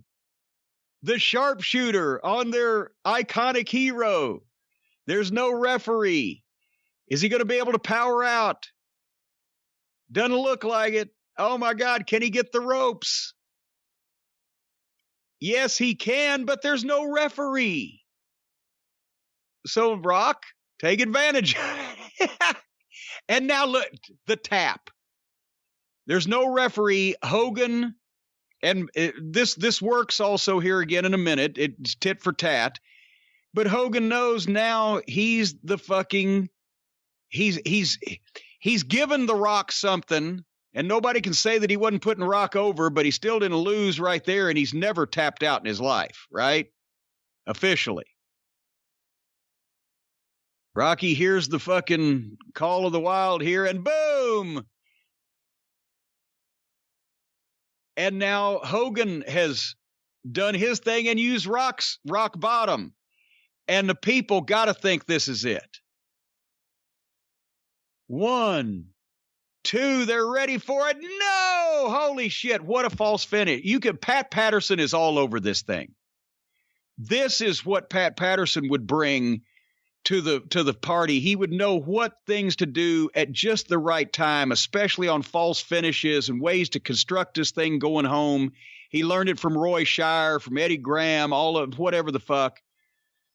And you can tell Pat's all over this. And now look, now even the people are cheering like crazy, but Hogan's still acting like a heel with heel mannerisms. On the belt whipping.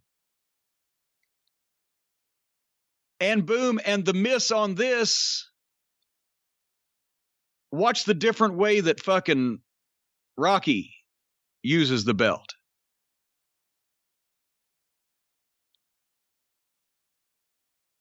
He'll find it in a minute. Yeah, there you go. He's like, aha. See, the babyface would see it and pick it up, but now the people are kind of booing.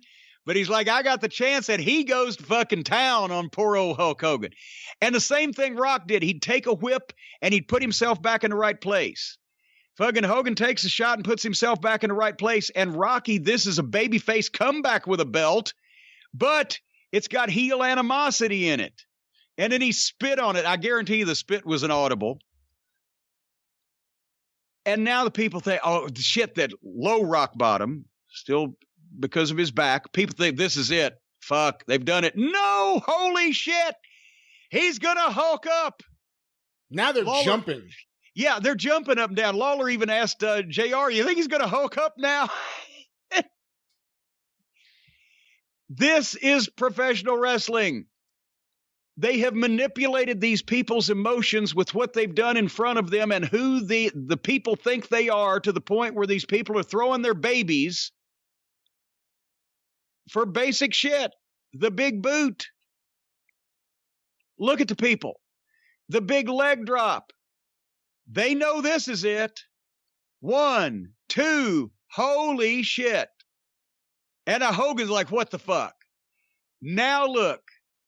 Now the worm is starting to turn a little bit. Because it's like, what have I got to do? And the people are like, shit, this is a great fucking match. Rock is getting over with these people that didn't want to like him going in. And boom, the second big boot. Now this has got to be it, but no. How often does he miss that leg? Not often. He missed it against a Warrior. The same building. There you go. Now, boom. Another rock bottom. And look at the faces and look at the selling. And Rocky's like, because he's still got a few tricks up his sleeve.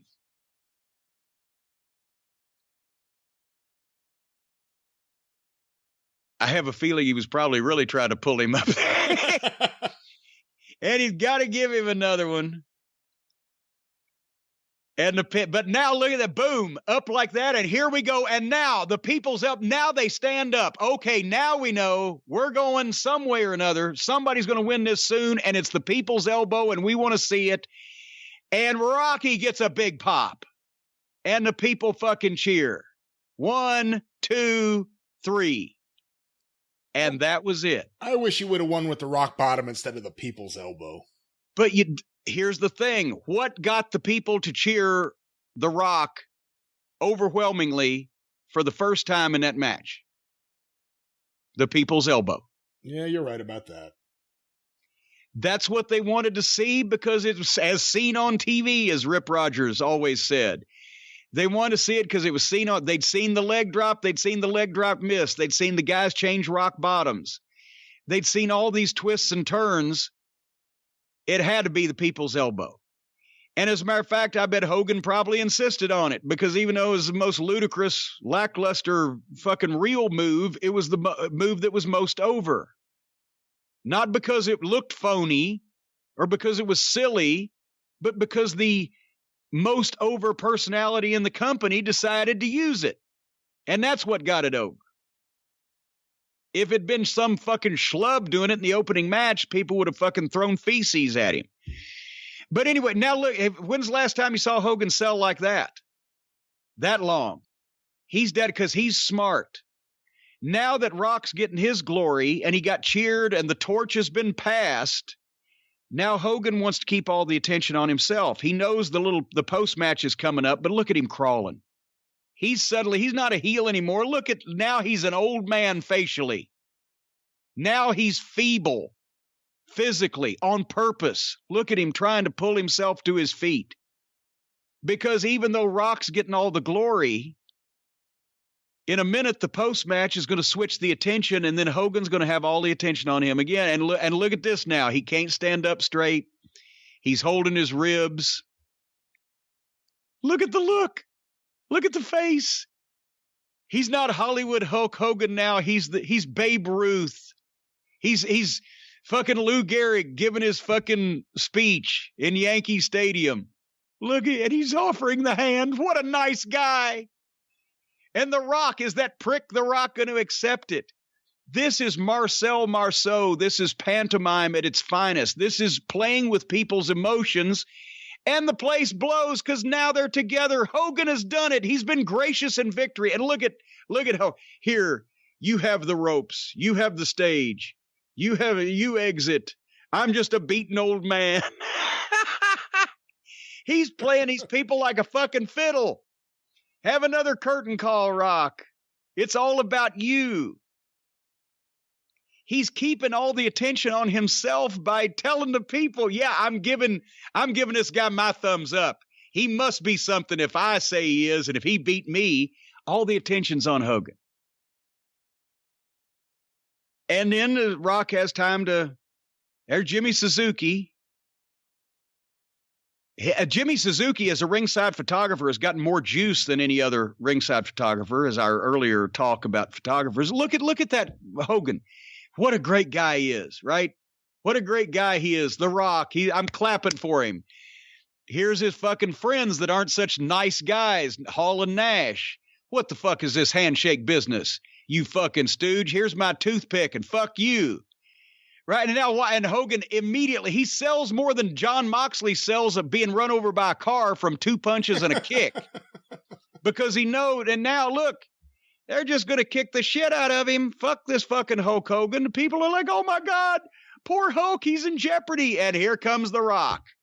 Boom, boom. Hall didn't want to fucking feed him. Hall wanted to get beat up by Hogan. And Nash with the over-the-top rope bump. And Hogan, look, Hogan's back up and Hall's bumping for him like a fucking ping pong ball. And over the top rope he goes, shit can to the floor. And now here they are again in the ring together. All is right with the world. Everybody's in the right place. In 30 minutes, they went out there and had not only the show-stealing match, but also started with The Rock supposed to be the baby face, but the overwhelming heel. Hogan's supposed to be the heel, but because of the nostalgia factor, the overwhelming baby face, they worked a match where they switched positions in the match to get everybody in the right place, where the people finally cheered The Rock, who was the ultimate babyface, beating Hulk Hogan. Then Hogan switched babyface by aging 15 years physically in front of our very eyes and becoming the feeble figure of sympathy that Rock had to save. This is a goddamn masterpiece. And once again, if you had that match with anybody else, psychologically, the work was, everything they did was impeccable, but the actual work and the moves wasn't anything that anybody couldn't have fucking done and probably done better. But nobody would have given a shit if it was anybody else but these two guys. And did you see the way that the facials and the body language changed the people's reactions from what they might have been to what they were and then what they wanted them to be? And now look, now Rock is smart enough.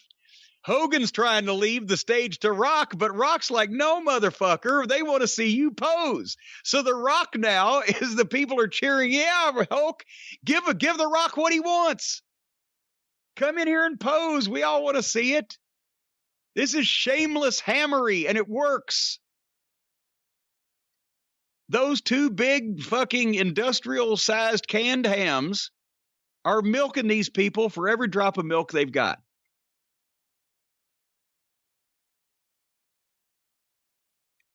And then there we go. And that's what they want. The Rock got his celebration, but then Rock gives Hogan his. It's dueling babyfacery at the end. Where's Vladimir? Hey, look at how happy the fans are. That means perfect. And now, did you see that for just a second? The Rock came up like, I may even fucking glom this guy, but he just wanted to hear it easier. He just wanted to hear it better. But he had the look on his face. And Hogan still, I have to admit also, he got himself in wonderful fucking condition for this. And a little more hot doggery. And this is what this was. And, you know, in the 80s, this is why that I was not a WWF fan, because it was all the posing and the show and the cheer and whatever. And we considered our program in the NWA, you know, more of what wrestling was. And we were both right. They had the fucking sizzle. We had the steak. You need both. Eventually, modern day WWE started to give people both, like on shows like this, where you had great matches, but you also had these performances, rather than just fucking get it over as quick as possible, as from the 80s. And Hogan's nostalgia was able to last for this because of how over he was. But he's a smart motherfucker. And and both of them walking up the fucking aisle. That's the shot you want. Of course, Hogan makes sure that he's bigger in the camera. This was a 5-star match. If anybody in the world thinks that in the auspices of professional wrestling, that the street fight in the parking lot between the Best Friends and Santana and Ortiz was a better piece of professional wrestling business than this, I think you're absolutely out of your fucking rabbit-ass mind. Well, that's where it started, was the idea that it was even before the parking lot match, the idea that this wasn't a 5-star match, that this somehow only got, I forget if it was 3 stars or what it was, but that this wasn't a 5-star match. Well, and there's been so many of examples, not so many examples like this. This was a special time and a special place, but there's a lot of great matches that if you just analyzed it or had anybody else do the match, it wouldn't have been worth shit. But because of the time and the place and the people involved, it was fucking great. This was a piece of work for the time and the place, and also for the psychology involved and for the thinking, whether it be the finish or just the guys' reactions on their feet. The wrestling wasn't anything special, but the result was a fucking grand spectacle, and it was perfect pro wrestling. If anything's 5 stars in wrestling, this would be it. Just because you went out and bashed yourself with a bunch of blunt instruments and really hurt yourself for no people in the building and a lackluster less than 1 million people watching on television and a comedy ending amongst people that weren't over in a match that was not only not anticipated but won't be remembered next month, that's not 5 stars.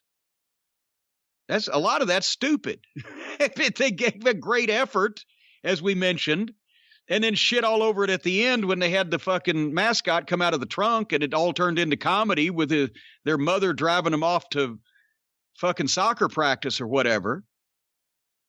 But this was big time business with big time players, and that's why they got there. And that's why that Hogan is one of the biggest box office attractions in the history of the business, along with Londos and fucking Longson. And The Rock is the biggest movie star in Hollywood. And the other guys are on TNT cable, pissing a billionaire's money away. You really have to feel bad after a match like this for Triple H and Chris Jericho, who still have to go on after this.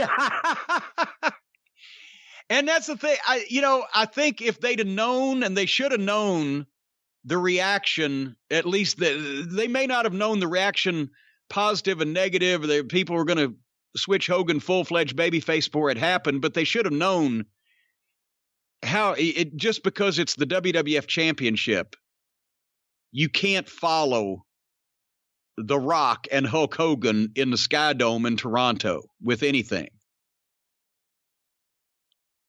But there you have it. Any questions, Brian? Well, you give it 5 stars. Is that? I mean, you are the inventor, one of the co-inventors of the star rating system. Dave Meltzer obviously gets a lot of attention for it because he popularized it, but you did help invent it. You give this 5 stars. Well, as I've said before, the whole thing was based on Leonard Maltin's movie review book. And the way that me and my old friend Weasel Dooley looked at it when we were just doing this to ass off amongst ourselves and didn't expect anybody to ever take it seriously. 1 star was the shits. 2 stars was that was about what we expected. 3 stars was that was really good. And 4 stars was they tore the fucking house down. And those were the only parameters. We didn't know about work rate and finish and fucking all that stuff and everything. It was, how did we and the people around us think about this exhibition of skill? And then 5 stars came along when the best we'd ever seen was 4 stars and Lawler and Funk just fucking went crazy. But that was pretty much it. It would be hard to figure out how you would have a professional wrestling match that went any better than this, that had any bigger stars, that was built any better, that had a bigger crowd, or that was executed better. They tore the house down. Everything made sense. They did exactly what they should have done for business. You couldn't call the finish until you saw it, because Pat was a genius with those things. Except for the actual work, which, as we've mentioned, there was some points there where, no, you don't want to hurt Hulk Hogan in front of 80,000 fucking people. And if anybody else was doing it, somebody would go, but still, what the fuck? Who else today could have that fucking match flawlessly all the way through? And the one mistake we did find, Hogan, the old pro there, covered up fairly easily. I don't see how, what was wrong with this match? What was a drawback to it? Could anybody not have been thrilled with about this match? It checked every single box that wrestling should check. It drew, it delivered, it tore the house down, and it was a perfect match from start to finish. And if part of your criteria for judging a match is the reaction in the room as it's happening, nothing could beat this. No. If your criteria for a wrestling match is, well, nobody dove, they didn't do any dives, or, they were observing the rules. Not enough near falls. Idiot. Not enough near falls. No, just ones that fucking nobody could tell the outcome of, and it popped the people. You've got a bunch of fucking gymnastics fans out there that will find fault with anything where the guys are not diving around all over the place, but that's not professional wrestling, and that's why we're in this state we're in, because many of the wrestlers think it is. But, by any other method of judging this match, I don't see how it could have been any better. One last question about this. You're someone who in the past, when working with wrestling students, when training people, uses old matches on tape to teach various things. Now that you've watched this match, if let's say you were teaching students right now about professional wrestling, would you utilize a match like this? Well, in actual fact, I utilized the previous year's WrestleMania match often because that was WrestleMania with Rock and Austin in Houston. I would cut it off before the finish where they turned Austin heel, before the afterbirth, rather, where he hugged Vince, because that was the worst thing that ever happened to wrestling. But the same thing applies. This is working. I used Rock and Austin because I was there, watched it, loved the fucking match, and also, let's face it, nobody could replicate what Rock and Hogan just did there. You'd have to have the building and the history and be those two individual people. But a more pertinent point to Rock and Austin the previous year was these are two guys that one of them had 5 years previous had never been on national fucking television before and nobody knew who he was. And the other guy 5 years previously was an underneath guy in the other company that got fired over the phone. But they grossed $50 million in one night at the Houston Astrodome, and neither one of them jumped off the top rope. So that's what I would show in class to teach that. But yes, if I ever did teach another class, which is highly unlikely, I would point out what I've pointed out about this Hogan and Rock match to everybody, to the class, because you don't see anybody capable of doing this shit anymore. Part of it is the bad booking that doesn't get anybody over. Part of it is that everybody knows now it's all bullshit and nobody tries to convince anybody any different. Those things make it impossible to get anybody over like The Rock or Hogan anymore. But if you did get them over like that, I don't know too many people could have had this fucking match under those circumstances and pulled it off. So, but yes, there's lessons to be learned there, but even if you could do it as an individual wrestler and replicate all these things, you can't do your own booking and everybody else's booking that leads up to your match, so you're at a handicap to begin with, because nobody will ever get over that big again, because nobody's going to be allowed, not even be allowed. It's not possible for anybody to get over in professional wrestling ever again like Hulk Hogan and or The Rock, because at least they got in when the majority of the fans still either believed or didn't know what the fuck was going on. So they were able to get over it. Nobody can get over that strongly with that many different people now. For one thing, that many different people are not ever going to watch wrestling again because they all know it's fake and phony. And no effort is being made on the part of the companies, except for Ring of Honor, as we talked about earlier, to change that perception. So therefore, we're narrowcasting to a niche audience that appreciates the art form in some respect. But you can't have a star the level of Hogan and Rock again because the people had to believe in those guys for them to get that big. And you're not allowed to believe in anybody in wrestling anymore. They will slap you in the face with it. If you haven't picked up on it already, that the whole thing's bullshit, as soon as you watch the television program, they'll slap you in the face with it. So hide and watch.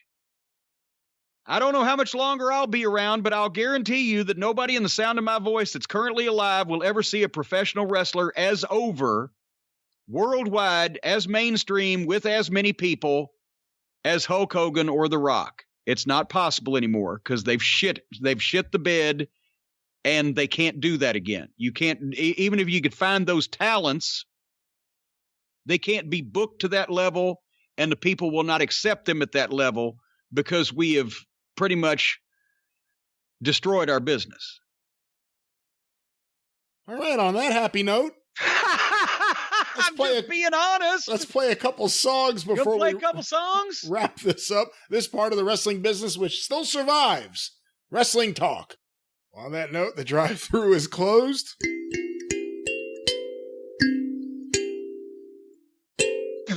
All right. Want to remind you can hear the Jim Cornette Experience when it debuts this Friday, wherever you find your favorite podcasts. Of course, the drive-thru will be back this coming Tuesday, and then after that, we'll be back on the normal Monday schedule. Once again, wherever you find your favorite podcasts, you can hear classic episodes of the drive-thru and the Experience by getting access to the archive, patreon.com/Cornette. For only $5 a month, you get access to each and every episode of The Experience and The Drive-Thru from the beginning in 2013 up to the summer of 2015, with new episodes added each and every Sunday evening. And it's still only $5 with all those hundreds of hours now of programs up. Still only $5. What kind of fucking half-ass businessmen are we around here? Patreon.com. Haphazard bullshit. Patreon.com. Charge twice or three times as much for that's what we ought to do. Patreon.com/Cornette. Yeah. You can go to the official Jim Cornette YouTube channel. Just go to YouTube and search for Jim Cornette, or go to tinyurl.com. I ain't hard to find. /official. Just show up. YouTube. Show up at the front door of YouTube and ask for me. I ain't hard to find, motherfucker. Full episodes, clips of episodes, omnibus collections, all with the exclusive and fantastic Travis Heckel artwork. Check it out today, the official Jim Cornette YouTube channel. Subscribe! We're going to pass 165,000 subscribers in the coming days. Be one of them. You can follow Jim on Twitter at @TheJimCornette. You can follow me on Twitter at @GreatBrianLast. You can hear me on the 605 Superpodcast. The mothership! At 605pod.com, or available wherever you find your favorite podcasts. Don't forget about Cornette's collectibles, or actually forget about it until October at JimCornette.com. Forget about it for another week or so. The drive-thru is brought to you by the law office of Stephen P. New, 888-692-8084. And just remember, it's always sunny in Janella. newlawoffice.com. But until Friday on The Experience, and next Tuesday right back here on the drive-thru, for Jim Cornette, I'm the great Brian Last. Tally-ho!